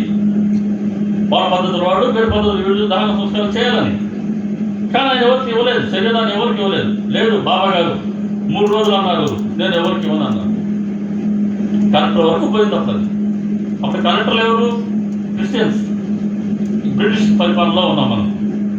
కాబట్టి ఆ కలెక్టర్ చెప్పాడు, సరే అప్పటికే 2 రోజులు గడిచిపోయినాయి, ఎలాగో సాయిబాబా 3 రోజులు అన్నారు కదా, ఇంకొక రోజు చూద్దాం, ఆయన తిరిగి వస్తే మంచిదే, లేకపోతే ఆర్డర్ ఇస్తాను అన్నారు. ఆయన అన్నారు, నాకు తెలిసి ఒక్క జీసస్ క్రీస్తు మాత్రమే చనిపోయిన 3 రోజుల తర్వాత ఆయన కనపడ్డారు. ఇప్పటివరకు ఎవరు మళ్ళీ ఎలా కనపడ్డారు చూద్దామన్నారు. సరే బాబా గారు 72 గంటలు గడిచిపోయినాయి. పక్క రోజు వేకువరం 3 గంటలకి, అంటే 5 గంటలు, ఆయన రాత్రి 10 గంటలప్పుడు శరీరం విడిచిపెట్టారు. 3 రోజులు గడిచాయి. మళ్ళీ 3 గంటలకి అంటారు. 10, 11, 12, 1, 2, 3 అట్లా 5 గంటలు. 72 + 5 77 గంటల తర్వాత మరి బాబా గారి శరీరంలో కదలికలు వచ్చాయి. ఆయన లేచి కూర్చున్నారు. అంటే మరి ఈ లీల ఎందుకు చేసినట్టు బాబా గొప్పతనాన్ని మనం చెప్పుకోవాలని కాదు. అటువంటి గొప్ప ఆ రోజు ఆయన పేరు ప్రఖ్యాతులు ఏ రోజు కోరుకోలేదు. మరి బాబా గారు ఇక్కడ ఏం చేశారు, ఏం తెలిపారు మనకు? ఇప్పుడు సాయిబాబా అంటే శరీరమా, లేకుంటే శరీరంలో ఉన్నటువంటి చైతన్యమా? చైతన్యం అని మనం గ్రహించాలా. ఇది అందులో ఉన్నటువంటి అంతరార్థం. శరీరం అయితే ఉంది కదా, మరి 3 రోజులు ఏమన్నారు వీళ్ళు? ధనసంస్కారాలు చేద్దాం ఉన్నారు. మరి శరీరం అయితే ఉంది కదా. కాబట్టి ఒక్కసారి శరీరంలో చైతన్యం లేకపోతే ఆ శరీరం పనికిరాదు. కాబట్టి బాబా గారి శరీరంలోనే చైతన్యం ఉంటేనే ఆయన సాయిబాబా అందరూ దర్శించుకున్నారు. ఎప్పుడైతే ఆ శరీరంలో చైతన్యం 3 రోజుల పాటు లేదో దాన్ని శవం అన్నారు, తీసేద్దాం అన్నారు.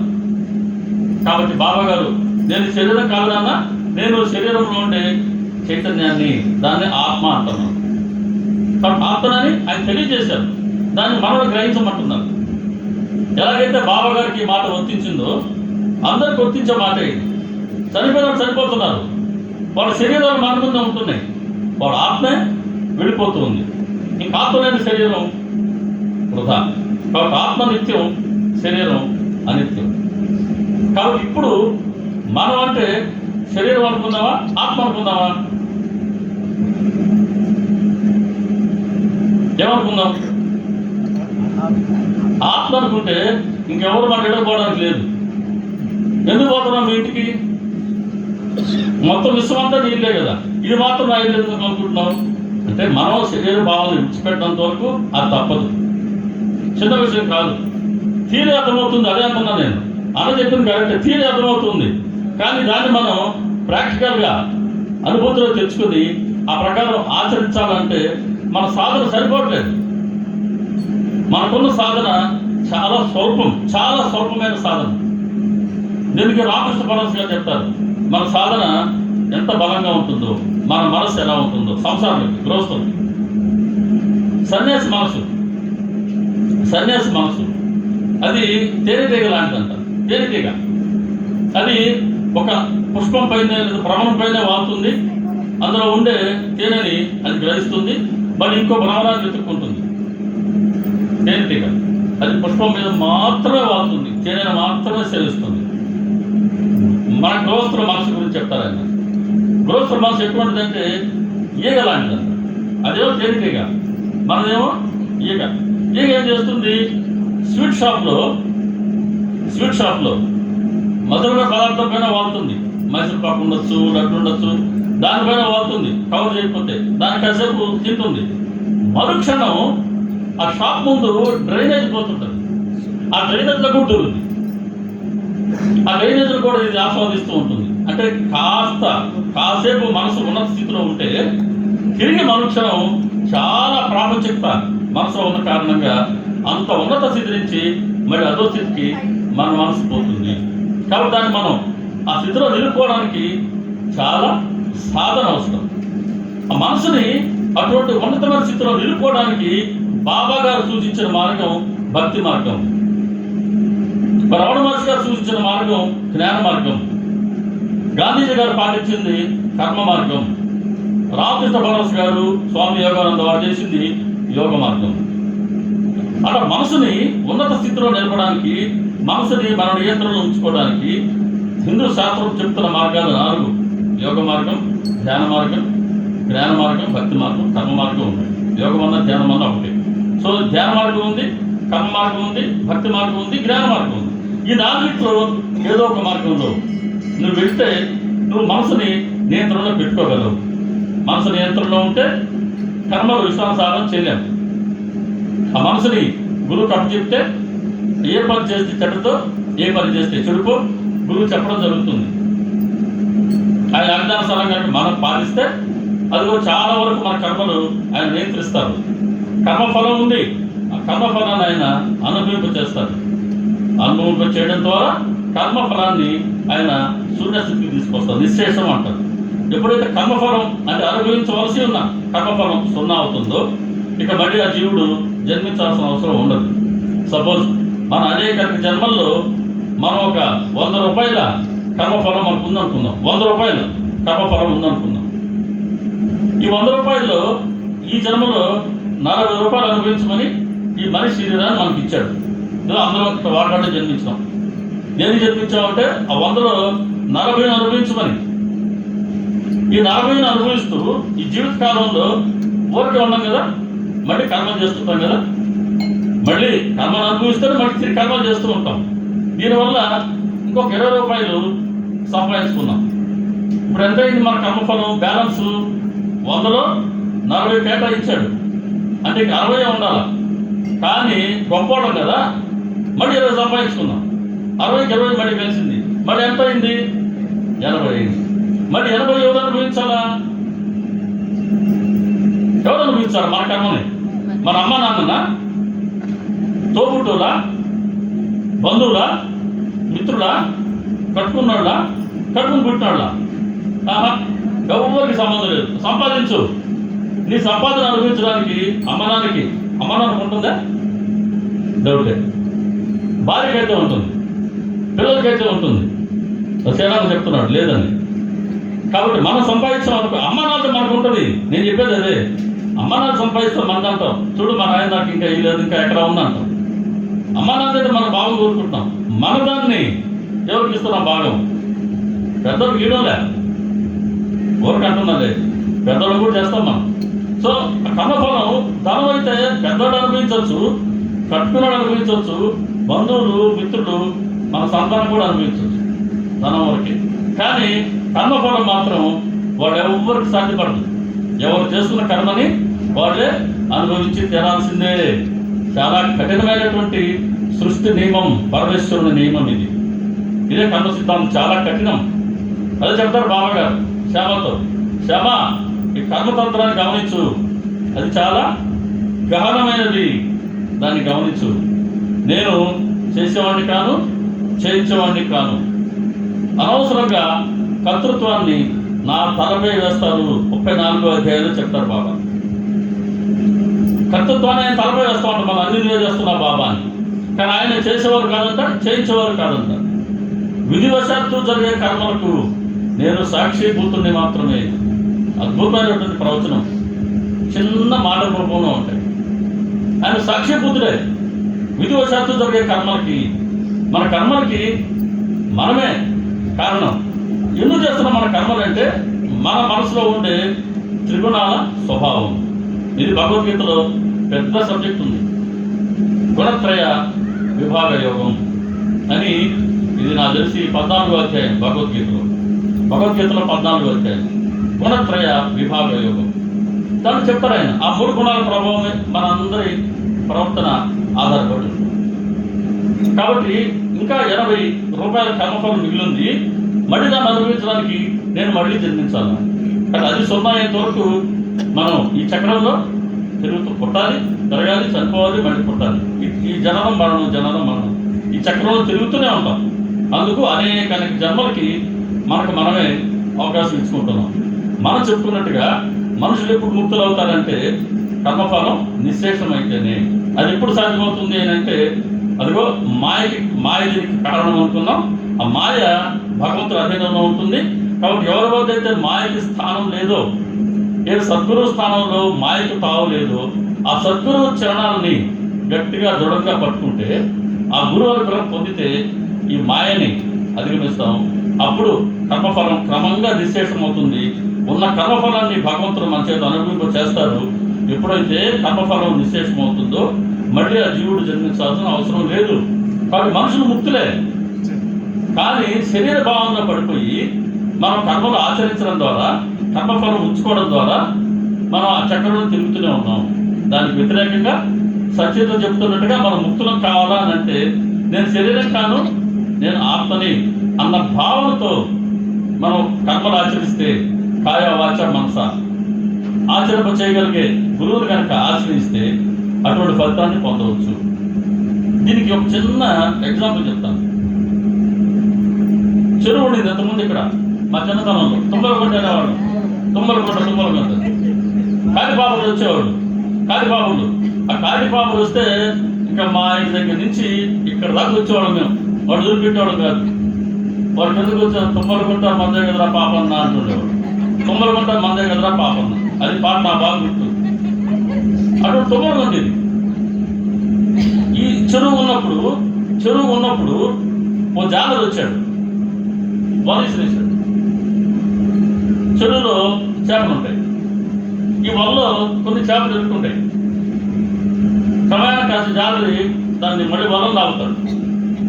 ఈ ఇరుక్కున్న చేపలు, బురదలో ఇరుక్కున్న చేపలు వలలో ఇరుక్కున్నాం అనుకోకుండా మనం ఈ బురదలో చాలా సౌఖ్యంగా ఉన్నాం, చాలా సుఖంగా ఉన్నాం అనుకొని దీని వల మళ్ళీ కాసేపు ఆగితే మనం వాడి చేతిలోకి వెళ్ళిపోతాం, వాడు తినేస్తాడేమో అన్న ఆ భయం ఆలోచన లేకుండా ఈ వరకుండే ఆ దారాన్ని కొరుక్కుంటూ ఉంటాయండి. ఇది ప్రమాదాన్ని గ్రహించలేక సరే కొన్ని చేపలు అమ్మమ్మో ఇది ఏదో వలలాగుంది అంటే ఎవడో వలేసాడు, కసేవుడు మనల్ని బయటికి లాగుతాడు, మనం వాడు చిక్కుపోతాం, ప్రాణం కోల్పోతాం అని ఎట్ట దీని నుంచి బయటపడాలని ప్రయత్నిస్తూ ఉంటాయి. అటు ఇటు తిరుగుతూ ఇలా ప్రయత్నిస్తూ ఉంటాయి. వాడు వలని క్రమేణా లాగుతుంటాడు. ఈ చివరికి లాగేటప్పటికి ఈ ప్రయత్నం చేసే చేపల్లో 1-2 చేపలు ఎగిరి బయటకు వెళ్ళిపోతాయంట. అంటే ప్రయత్నం చేస్తున్నాయి కాబట్టి ఆ ప్రయత్నం చేసే 10-15 1-2 బయటపడ్డాయి. బయట వస్తుంటే అరే చేపలు తప్పిదో చూసుకో అంటాడంట గట్టు మీద ఉండేవారు. కానీ తప్పిన చేప దొరుకుతుందా మళ్ళీ ఆ చేపలు వెళ్ళిపోయింది. ఈ కొన్ని చేపలు వాడు ఎవడు వచ్చినాడు వలేస్తున్నాడని వాడి కాళ్ళ చుట్టూ తిరుగుతుంటాయి. వాడికి ఏమైనా ప్రమాదం ఉంటుందా? ఇది ప్రపంచం. ఇది వినేందుకు ఒక చిన్న కథ, దీన్ని రామకృష్ణ పరమహంస గారు చెప్తారు. కానీ ఇందులో సత్యం ఏంటి? ఆ చెడు అంటే ప్రపంచం. ఆ వల విసిరినాడు జాలి కాదు, భగవంతుడు. ఆ వల మాయ. ఇప్పుడు మనం చెప్పుకున్నాం, మాయ భ్రమింపజేస్తూ ఉంటుంది. శరీరం నిత్యం అనిపిస్తే చేస్తుంది. అమ్మమ్మ శరీరం నిత్యం అనుకుని ప్రతి మనిషి కూడా ఇప్పుడు ఎంతకాలం మనం బతికేది? సగటు భారతీయుడు ఆయు ప్రమాణం ఎంత? సగటు భారతీయుడు ఆయు ప్రమాణం 2009లో 60 సంవత్సరాలు. 2009లో 15 ఏళ్ళు అయిపోయింది. ఇప్పుడు 72 ఏళ్ళు. ఇప్పుడు 72 ఏళ్ళు మన సగటు ఆయు ప్రమాణం. అంటే మనిషి యావరేజ్గా 72 ఏళ్ళు బతుకుతాడు. కొంతమంది 100 పోవచ్చు, కొంతమంది 40 పోవచ్చు. కానీ సరాసరి ఇప్పుడు భారతీయుడు ఆయు ప్రమాణం 72 ఏళ్ళు. కానీ ప్రతి మనిషి ఎట్లా ఆలోచిస్తాడనంటే నేను 500 ఏళ్ళు బతకపోతున్నాను అనుకున్నట్టుగా ఆలోచిస్తాడంట. ఎంత కావాలి తినేదానికి, ఎంత కావాలి బట్ట కట్టుకోవడానికి, ఎంత కావాలి మనం పిల్లలు మనం అనుభవించాలంటే ఎంత ఉన్నా సరిపోవట్లేదు. అది అంతగా ఉంటుందన్నమాట. అంటే ఆ వలని కోరుకుంటూనే ఉంటాం.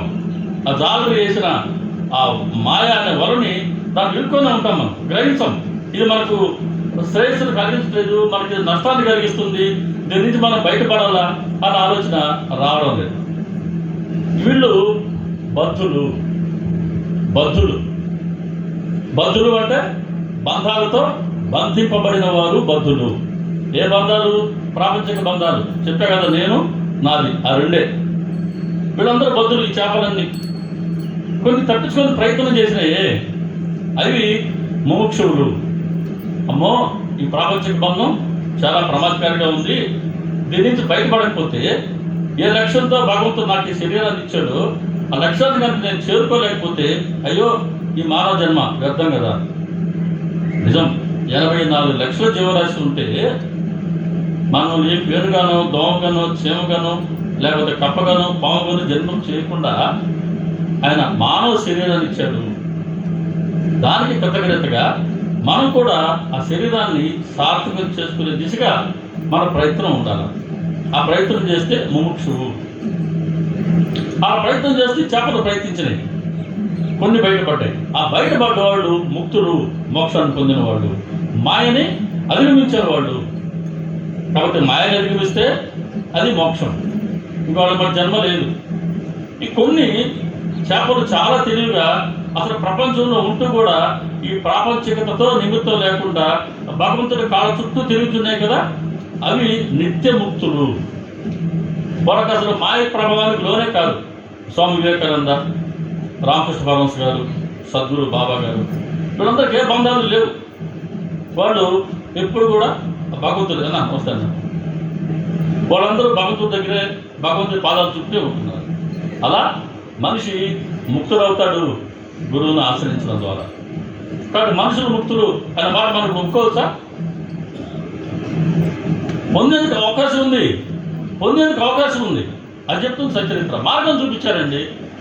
ఇప్పుడు నెల్లూరు నుంచి మనం హైవేలో వస్తున్నాం, నేరుగా వెళ్ళిపోతే బయటపడే కదా, మనం ఇట్లా టర్న్ అవ్వకుండా వాడు బోర్డు పెడతారు మా ఆర్ఎండ్ వాడు, ఇటు పోతే విజయనగరం అని పెడతారు. ఆ మార్గం విజయనగరం మార్గం చూపిస్తుంది అంతే. ఆ మార్గంలో మనం వెళ్ళకుండా శివుడి దగ్గర ఉన్నాం అనుకో, మనం ఎప్పటికి విజయనగరంకి వస్తాం, ఎప్పటికి వాగాడికి వస్తాం? రాలేము, అక్కడే ఉన్నాం. మార్గం సూచించింది సచరిత్ర, మార్గం చూపించారు సద్గురువు. ఆ మార్గంలో ప్రయాణించాల్సింది మనమే. అది ఒక అడుగు వెయ్యి నా వైపు అని అంటే. కాబట్టి బాబా గారు ఏం చెప్పారో సచరిత్రలో దాన్ని ఆచరించే ప్రయత్నం చేస్తే మనం ఒక్క అడుగు ఆయన వైపు వేసినట్టు. ఆచరించకుండా కనుకుంటే మంచి మాటలు విట్టు వెళ్ళిపోతే అది కూడా సత్కాలక్షేపమే, అందులో అనుమానం లేదు. చిన్నతనంలో మన ఊళ్ళో మంచి ఎంటర్టైన్మెంట్స్ ఏంటంటే హరికథ కదా, రామ మందిరంలో హరికథ వచ్చేసేవాళ్ళం 8 గంటకంతా తూక్కుంటా చివరిదా కూర్చునేవాళ్ళం. ఎందుకు? హరికథ విందామని కాదు, చివరిలో గుగ్గిళ్ళు 2 చేతుల్లో పట్టుకుని జేబుల్లో పోసుకొని తింటా వెళ్ళేవాళ్ళు. అట్లా గుగ్గిళ్ళ భక్తులు మేము చిన్నప్పటి నుంచి కూడా హరికథకు వచ్చేవాళ్ళం. అట్లా కాలక్షేపం వరకే పనికి వస్తుంది, మనం ఆచరిస్తేనే ప్రయోజనం. నాకు అదే మనం చేశాను. శ్రద్ధ అంటే అదే, ఆచరిస్తేనే అది మనం బాబా గారి దగ్గరికి చేరువయ్యేందుకు మనకు దోహదపడుతుంది. ఇది మనుషులు ముక్తులు. రెండవది నిర్భయులు. మనుషులు నిర్భయులు, భయం లేని వాళ్ళు మనుషులు. భయం లేదా? భయం ఉందా లేదా? ఏంటండి ఎవరు చెప్పరు? ఉంది, భయం ఉంది. ఏ విషయంలో భయం ఉంది? ఒక జవాబు చెప్తే వాళ్ళు ఇంకా ప్రశ్న వస్తారు, గమనించారా? కాబట్టి ఏది ఉత్తమం చెప్పుకుంటుంటే పాయ అని చాలామంది తెలియగలరు ఉంటారు, కానీ కరెక్ట్ కాదు. మనం ఏదైనా సరే ప్రయత్నం చేస్తుంటేనే కదా వచ్చేది ఏదన్నా. సో నేనేమడుతున్నాను, లేదు భయం ఉందన్నారు, వెరీ గుడ్, మంచిదే. ఏ విషయంలో భయం ఉంది అన్నానా?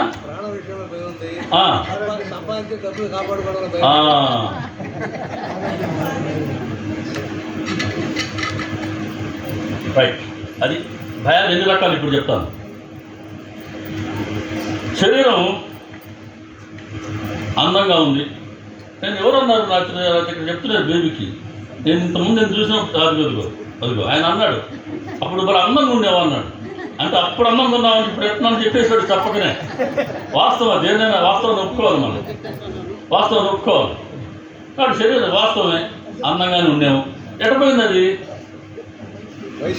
సహజంగా పోయింది. అందంగా ఉన్నాం అనుకుంటే ముసలితనం వస్తుంది, వచ్చి అన్నం ఎట్టు వచ్చిందో తెలియకుండా అట్టాకి వెళ్ళిపోతుంది. నేను చాలా ఆరోగ్యంగా ఉన్నా, గంతులు వేసాను, పరుగులు తీశాను, శివాలయం దగ్గర నుంచి అశోకస్తంభం వరకు పరుగులు తీసిన రోజులు ఉన్నాయి, నాన్ స్టాప్గా ఆరోగ్యంగా ఉన్నాం. కానీ వయసు వచ్చే కొద్దీ ఏదో ఒక జబ్బులు వస్తున్నాయి. కోటకి సినిమాలు నడుచుకుంటూ పోతుంది, గూడూరుకి సైకిల్లో సినిమాలకు పోతూ సైకిల్ దొరుకుంటా పెద్ద పెద్ద స్పీడ్లు చేసిన వాళ్ళం అయితే మన ఊళ్ళో ఉన్నాం. కాబట్టి శరీరమా ముసలితనం వస్తుంది, ఆరోగ్యంగా ఉన్నామా జబ్బులు వస్తున్నాయి. చదువుకున్నామా, నాకన్నా చదువుకున్నాడు చాలామంది కనబడ్డారు మన ఊరు దాటిపోతే. వాళ్ళందరితో పోటీ పడాల్సి వచ్చింది.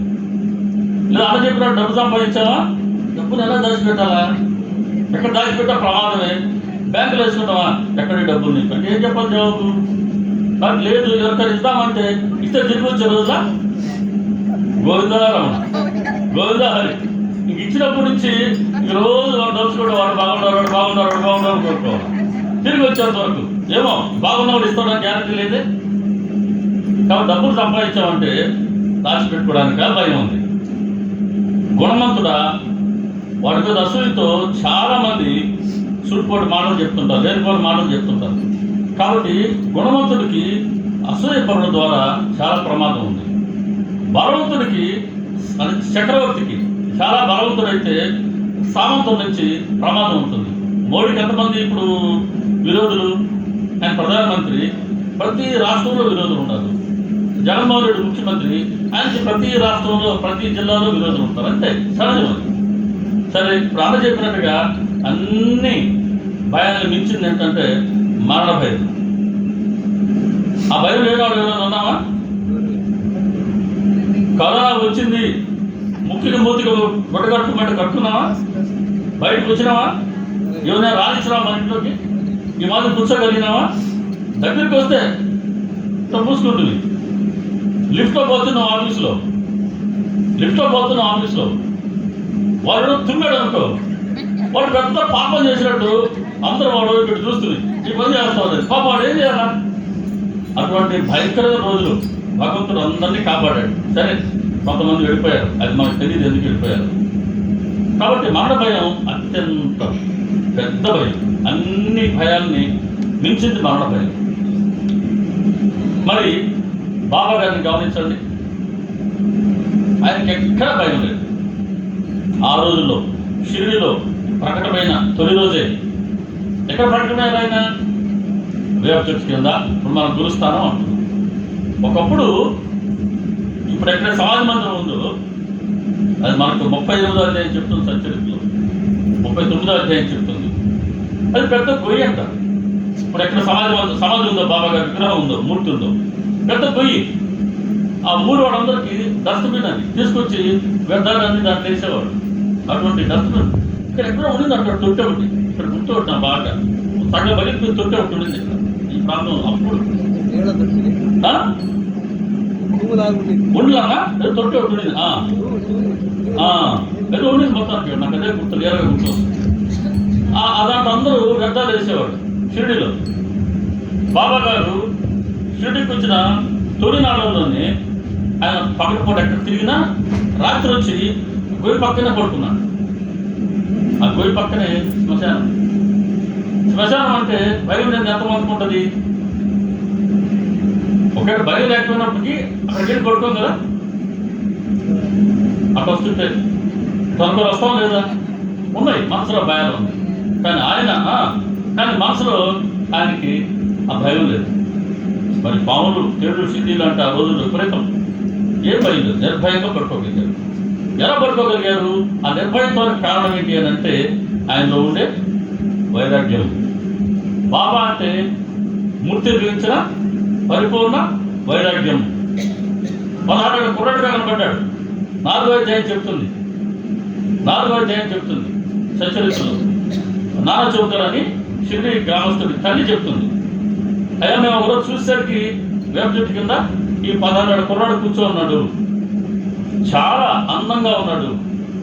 ఆ రూపురేఖలు ఎంతో ఆకర్షణీయంగా ఉన్నాయి. ఎవరితో మాట్లాడేవాడు కాదు, తను మాట్లాడేవాడు కాదు బాబా గారు. ఎవరైనా పలకరిస్తే, ఎవరైనా అడిగితే దానికి మాత్రమే జవాబిచ్చేవారు, అంత మేరకే జవాబిచ్చేవారు. ఎవరి దగ్గరికి భోజనం కోసం వెళ్ళేవారు కాదు, పొద్దునపూట ఎవరింటికి వెళ్ళేవారు కాదు, రాత్రిపూట శ్మశానం చెప్పి ఎక్కడికో వెళ్ళేవారు కాదు. కాబట్టి చిన్న వయసులో ఉన్నప్పటికీ అప్పటికే శీతోష్ణాన్ని సమస్థితిలో చూసేవాళ్ళు. అంటే శీతం, ఉష్ణం, సరైన మంచి సమ్మర్ అయినా చెట్టు కిందనే ఉన్నాడు. ఇప్పుడు సమ్మర్, ఇప్పుడు కార్యక్రమం అయిపోతే ఏం చేస్తాం మనందరం? ఇళ్ళకి వెళ్ళిపోయి ఎదురు కూర్చోవాలి కదా, పోయి ఒక అరగంట కూర్చోవాలి. కానీ ఆ రోజులు ఏంటి మరి? మాగా చిన్నతనంలో ఫ్యాన్లు ఉన్నాయన్నా లేవు, ఫ్యాన్ కూడా తెలియదు. ఇంటర్ అయినంత వరకు ఫ్యాన్ లేదు. హై స్కూల్లో ఉన్నంత వరకు, హై స్కూల్ చదువుతున్నప్పుడు నాకు ఏమన్నా కరెంట్ లైట్ కూడా లేదు. మరి ఇప్పుడు పరిగిస్తే టక్కని వేసుకొని వేసుకొని కూర్చున్నాం కదా, సుఖానికి మరిగాం, ప్రాపంచకరికి బాగా చేరువయ్యాము. ఎప్పుడైతే ప్రాపంచకరికి చేరువయ్యామో భగవంతుడికి దూరం అవుతాం. మనకు మనమే దూరం అవుతున్నాం. మనకు మనమే సుఖం అనుకొని చాలా వరకు భగవంతుడికి మనమే దూరం చేసుకుంటూ ఉన్నాం. సరే, ఇదొక సత్యం.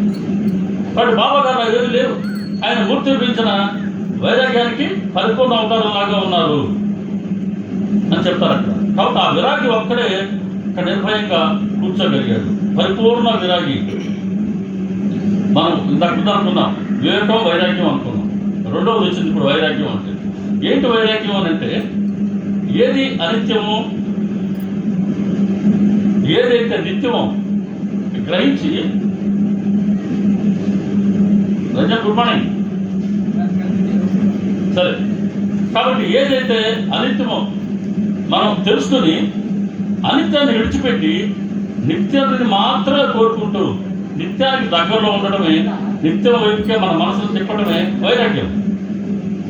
ఇటువంటి విరాగికి అన్ని అనిత్యమే, తన శరీరం అనిత్యమే, అన్నిటి అనిత్యమే కనబడుతుంది.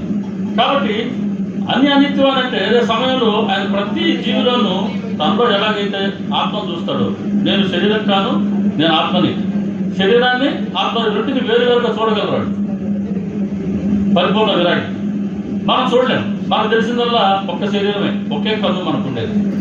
వాడు రెండో కన్నుతో లో దృష్టితో అంతర్ముఖత అంటారు. వాడు చూడగలరు కాబట్టి పావులోనూ ఆత్మను చూస్తారు, పులిలోనూ ఆత్మను చూస్తారు. పులి వచ్చిందండి బాబా గారి దగ్గరికి. పులి వచ్చింది కదా 32వ అధ్యాయం. పెద్ద పులి వస్తుంది బాబా గారి దగ్గరికి. ఎవరు తీసుకొచ్చారు ఆ పులిని?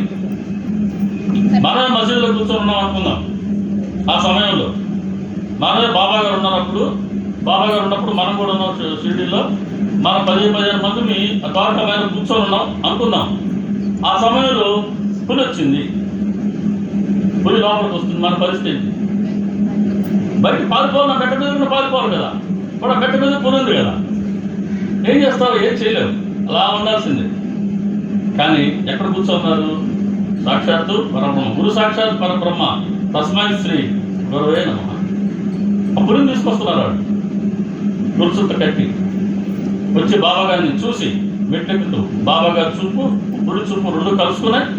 కాసేపటికి పులి తోకగా 3 సార్లు దాని మీద కొట్టింది. బాబాగారిని చూస్తూ ఒకసారి అరిసి ఆయన చరణాల వద్ద ప్రాణాన్ని విడిచింది. గురువు దానికి ఆ జీవుడికి అభయాన్ని ఇచ్చాడు. అదే గురువు చెయ్యి ఎందుకుంటుంది? ఆంజనేయ స్వామి చెయ్యి ఎందుకుంది? అభయం అని శరణ చూచామా? అభయం. గురువు అభయం, అభయ ప్రదాత గురువు. మనకున్న అన్ని రకాల భయాల్ని ఆయన పారదొరుతారు. అదేవిధంగా మరణ భయాన్ని కూడా పారదొరుతారు అని అంటే మరణం లేకుండా చేస్తారని కాదు.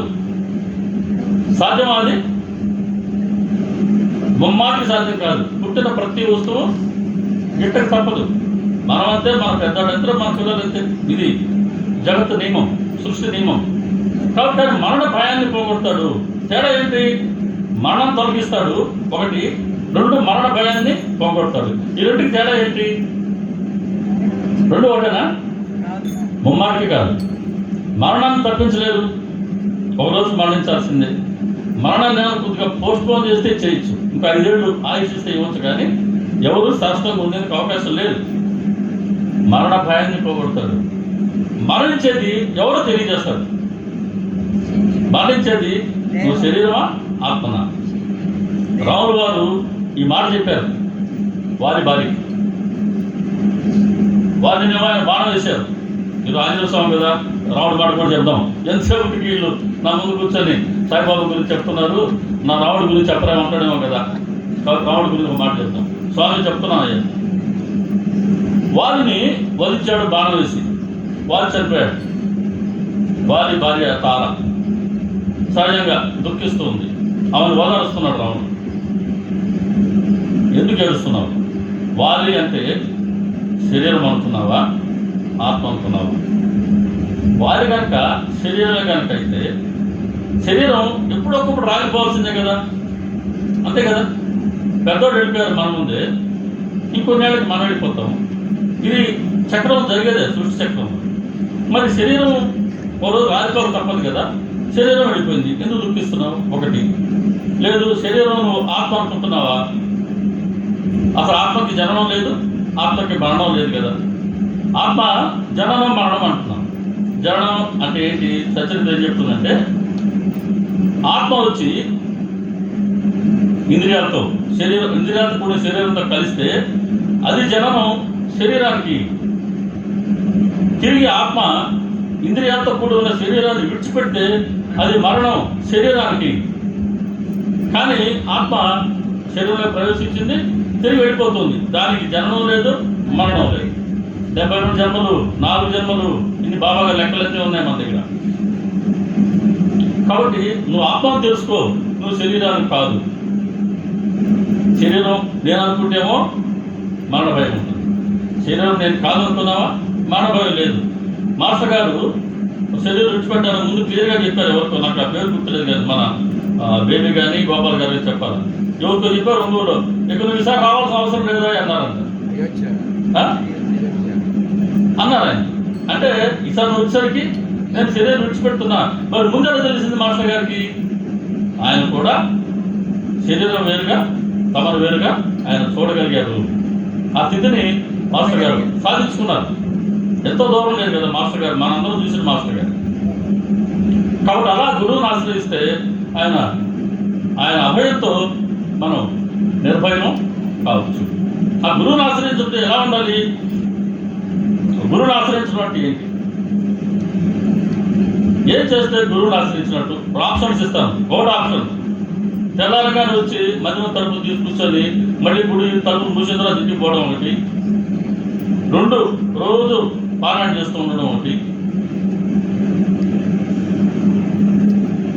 3 సరే మనకు నచ్చినట్టు సాధన చేసుకోవడం ఒకటి, 4వది గుడికి రాని ఎక్కువ పూజలే చేసుకోలేను, కానీ ఆయన చెప్పిన దాన్ని ఏదో ఒక దాన్ని ఆచరించే ప్రయత్నం చేస్తూ ఉంటా. ఈ 4 ఏం కరెక్ట్?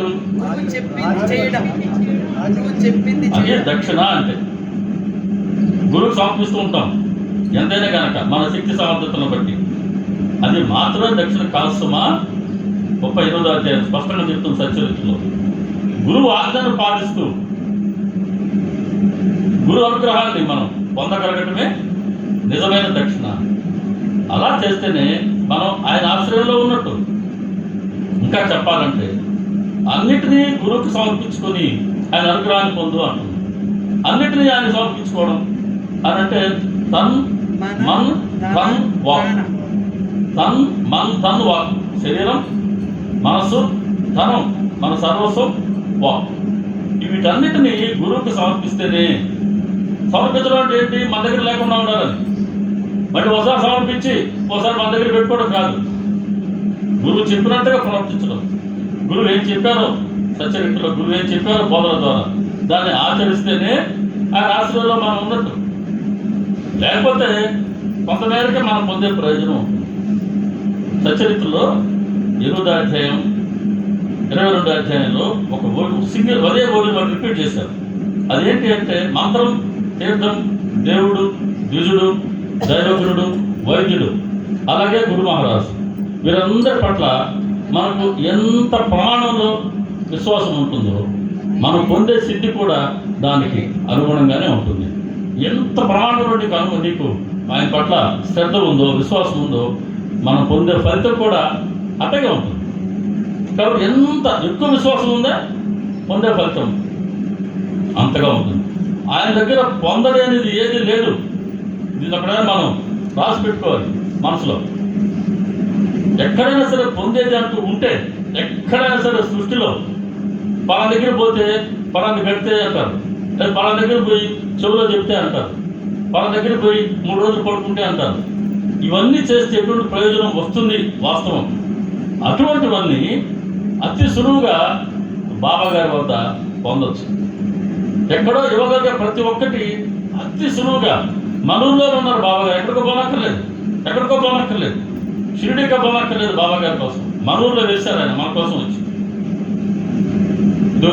వచ్చి రోజు ఆయన ముందు కాసేపు ప్రేమలో కూర్చున్నాం. సార్ రాలేకపోతున్నావా? సచరిత్ర గ్రంథం ఉంది, నాకు తెలిసి మీరందరూ గురుచరిత్ర, సాయిలేన మొత్తం పారాయణ చేసుకుంటారు. ఎస్, ఆ గ్రంథాల పారాయణ ద్వారా మనం ఆయనతో స్మరణలో ఆయన స్పర్శలో ఉంటే సార్. కానీ ముఖ్యం ఏంటి అని అంటే ఆయన చెప్పిన దాన్ని మనం ఆచరించాలి. అలా చేస్తే పరిపూర్ణంగా మనం నిర్భయులుగా ఉండవచ్చు. ఇక 3 మనుషులు ముక్తులను చూసాం, నిర్భయులను చూసాం. ఇప్పుడు స్వతంత్రుడు. ఏ మేరకు స్వాతంత్రం ఉంది మనకు? ఇది ప్రధానం. ఎగ్జాంపుల్ చూద్దాం. స్వాతంత్రం ఉందా మనకు? ఉంటే ఏ మేరకు ఉంది, ఎంతవరకు ఉంది? స్వతంత్రం ఉందని ఒప్పుకుంటున్నావా? లేదు. బైబిల్ ఏదంటుంది? ఇంకెవరైనా? 2వ ఆన్సర్ ఎవరు లేదన్నారా? అందరూ స్వతంత్రం కోల్పోయి ఉండారా? ఇదేంటి ప్రతిసారి ఆగస్టు 15 జెండా ఎగరేస్తున్నామే? లేదు. కాబట్టి ఆగస్టు 15 వేసే జెండా ఎగరేసే జెండా వేరు, మన స్వాతంత్రం వేరు. ఇంతకీ స్వాతంత్రం అంటే ఏంటో చూద్దాం. మనకి ఏ మేరకు ఉందో చూద్దాం. ఇప్పుడు ఏమి కానీ మా చిన్నతనంలో ప్రతి ఒక్క ఇళ్లలో గేదెలు ఉండేవి. మా అన్న ఇంట్లో అయితే గేదెలు ఉండేవి. ఒక ఇంత గుంజ నాటేసి ఉండేవాళ్ళు, దానికి తాడు కట్టి ఉండేవాళ్ళు. దాన్ని తీసుకొచ్చి ఈ బర్రె మెడకి కట్టేసి ఉండేవాళ్ళు. ఏమైంది? ఇది అనుకుందాం కర్ర, దీనికి తాడు కట్టాం. ఈ తాడు ఎంత పొడవైతే ఉంటుందో ఈ పొడవు మేరకి ఈ గేదె నిల్చుంటుంది, కూర్చుంటుంది, పరిగిస్తుంది, దుముతుంది, పడుకుంటుంది. కానీ ఆ తాడును దాటిపోగలదా? సో ఈ తాడు ఎంత ఉందో ఆ పొడవు అంతే పొడవు ఉండే, వ్యాసార్థం ఉండే వృత్తం వరకే దాని స్వేచ్ఛ, దాని స్వతంత్రం. ఈ లోపల నిల్చుంటుంది, కూర్చుంటుంది, పడుకుంటుంది, దుముకదు. అది దాటిపోలేదు. ఒకటి. రెండో ఎగ్జాంపుల్ చెప్తాను. చిలుక ఉంది, చిలుక్కి ఆ పంజరంలో ఉంటుంది. చెప్పండి. దానికి ఒక అడ్డ కట్టి ఉంది. ఆ చిలుక్కి కట్టి మీద కూర్చుంటుంది, గిరికలు కొడుతుంది, సమయానికి దాని గింజలు ఇస్తుంటారు, చేసుకుంటుంది. చిలుక నిజమైన స్వాతంత్రంలో ఉన్నట్ట, బందీగా ఉన్నట్ట? బందీగానే ఉంది, కానీ తెలియదు. ఆహా, హ్యాపీగా ఉన్నా అనుకుంటుంది. కట్టి మీద పట్టుకొని సర్కస్ చేస్తూ ఉంది, సమయానికి గింజలు వస్తున్నాయి, చెప్తుంది, మాటలు చెప్తుంది, బాగుంది. కానీ ఎప్పుడు తెలుస్తుంది? ఎవరైనా పంజరం నుంచి బయటకు తీసి పైకి ఎగరం తీస్తే, ఇదిగో ఎగిరి వచ్చిందా, ఇన్ని చెట్టు కనపడుతున్నాయి, దాని మీద నిన్నే అనుకుంది, కాదు చాలా పళ్ళు కనపడుతున్నాయి. ఎగిరేందుకు ఆ పంజరం మాత్రమే కాదు, విశాలమైన ప్రపంచం కనపడుతుంది. ఇవన్నీ ఉన్నాయి. అంతకుముందు అవన్నీ ఉన్నాయని తెలియనంత వరకు ఆ పంజరమే తన ప్రపంచం అనుకుంది. నిజమైన స్వాతంత్రం ఏంటో తెలియలేదు. ఎవరో తెలియజేసేంత వరకు, దానికి అనుభవానికి ఇచ్చేంత వరకు గ్రహించలేదు. ఇంకొక ఎగ్జాంపుల్ చెప్తాను. ఇప్పుడు మన హాస్టల్ దగ్గర పెద్ద బావి ఉండేది, మరి ఇప్పుడుందో లేదు. పెద్ద బావి ఉండేది హాస్టల్ దగ్గర, మన బాలకృష్ణారెడ్డి గారి ఇంటికి అదర్ సైడ్ పెద్ద బావి కట్టుండేది. దాని కూర్చునేవాళ్ళం. కింద చేపలు అవన్నీ కింద పడేసిన సోప్ బిళ్ళనండి, సబ్బు గిన్నెలనండి, సోప్ బాక్స్ అనేది కనబడుతుండేది. అటువంటి బావిలో ఒక కప్ప ఉండింది అనుకుందాం, ఒక కప్ప. ఆ కప్పకి దానికి తెలిసిన ప్రపంచం అంతా ఏంటి? ఆ బావి, అంతే కదా. ఆ బావి ఒకసారి పెద్ద ఎత్తున వర్షాలు వచ్చాయంట, ఏర్లు పొంగినాయి, ప్రతి చిన్న కాలం కూడా పొంగింది. అటువంటి వరద బీభత్సంలో ఒక సముద్రపు కప్ప కొట్టుకొచ్చి అది ఈ బావిలో పడింది. సరే, మళ్ళీ వర్షాలు తగ్గిపోయిన తర్వాత ఆ కప్ప ఈ కప్ప పరిచయం అయినాయి కదా. ఇప్పుడు నువ్వు ఎక్కడి నుంచి వచ్చినావు అని అడిగింది మన బావి కప్ప. నేను సముద్రం నుంచి వచ్చినానని చెప్పింది. సముద్రమా? అది ఎట్లుంటుంది? సముద్రం అంటే చాలా పెద్దదని అది దానికంటే చెప్పని తెలిస్తే కదా. సముద్రం చాలా పెద్దదే ఇంత ఉంటుందని ఒక గెంతుకి ఎత్తింది అనమాట. నాకు ఇంత ఉంటుందా అనిందంట. లేదబ్బా, ఇంకా పెద్దది.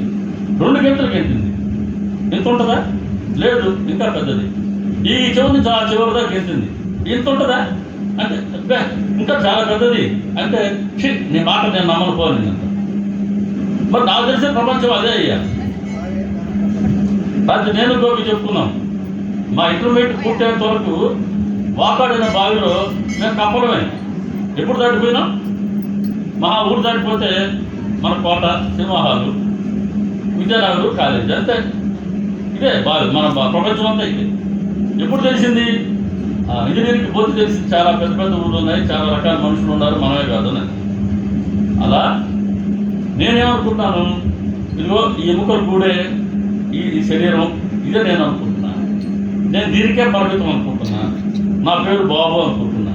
నేను ఈ నామరూపాలకి పరిమితమైనాను కాబట్టి ఈ శరీరానికి సంబంధం ఉండే ఇంకో ఇవి నా భార్య అంటున్నా, ఇంకేమన్నా మా పిల్లాడు అంటున్నా, నా కుటుంబం అంటున్నా, నా ఆస్తిపాస్తులు అంటున్నా. నేను దీనికే పరిమితమైనాను. దీని నుంచి నేను పోలేకున్నా. కానీ ఎంత ఉంది ప్రపంచం? నేను నాది అనేది సంకుచితం. ఇది చాలా పరిమితం.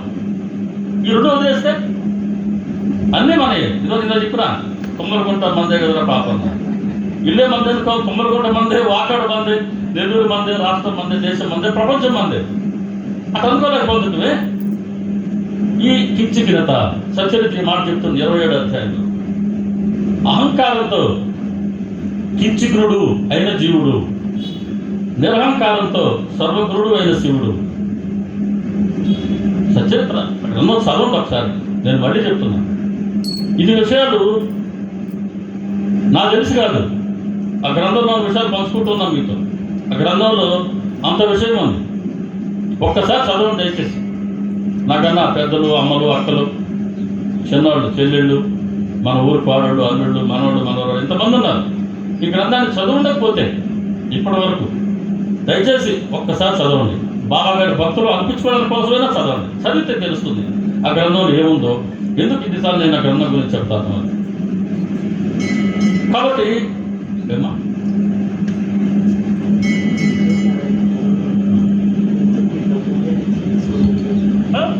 Okay okay. కాబట్టి జీవుడు నేను నాది అనే దాన్ని పరిమితం అయిపోయినాడు. ఈయన కించికుడు అయిపోయినాడు.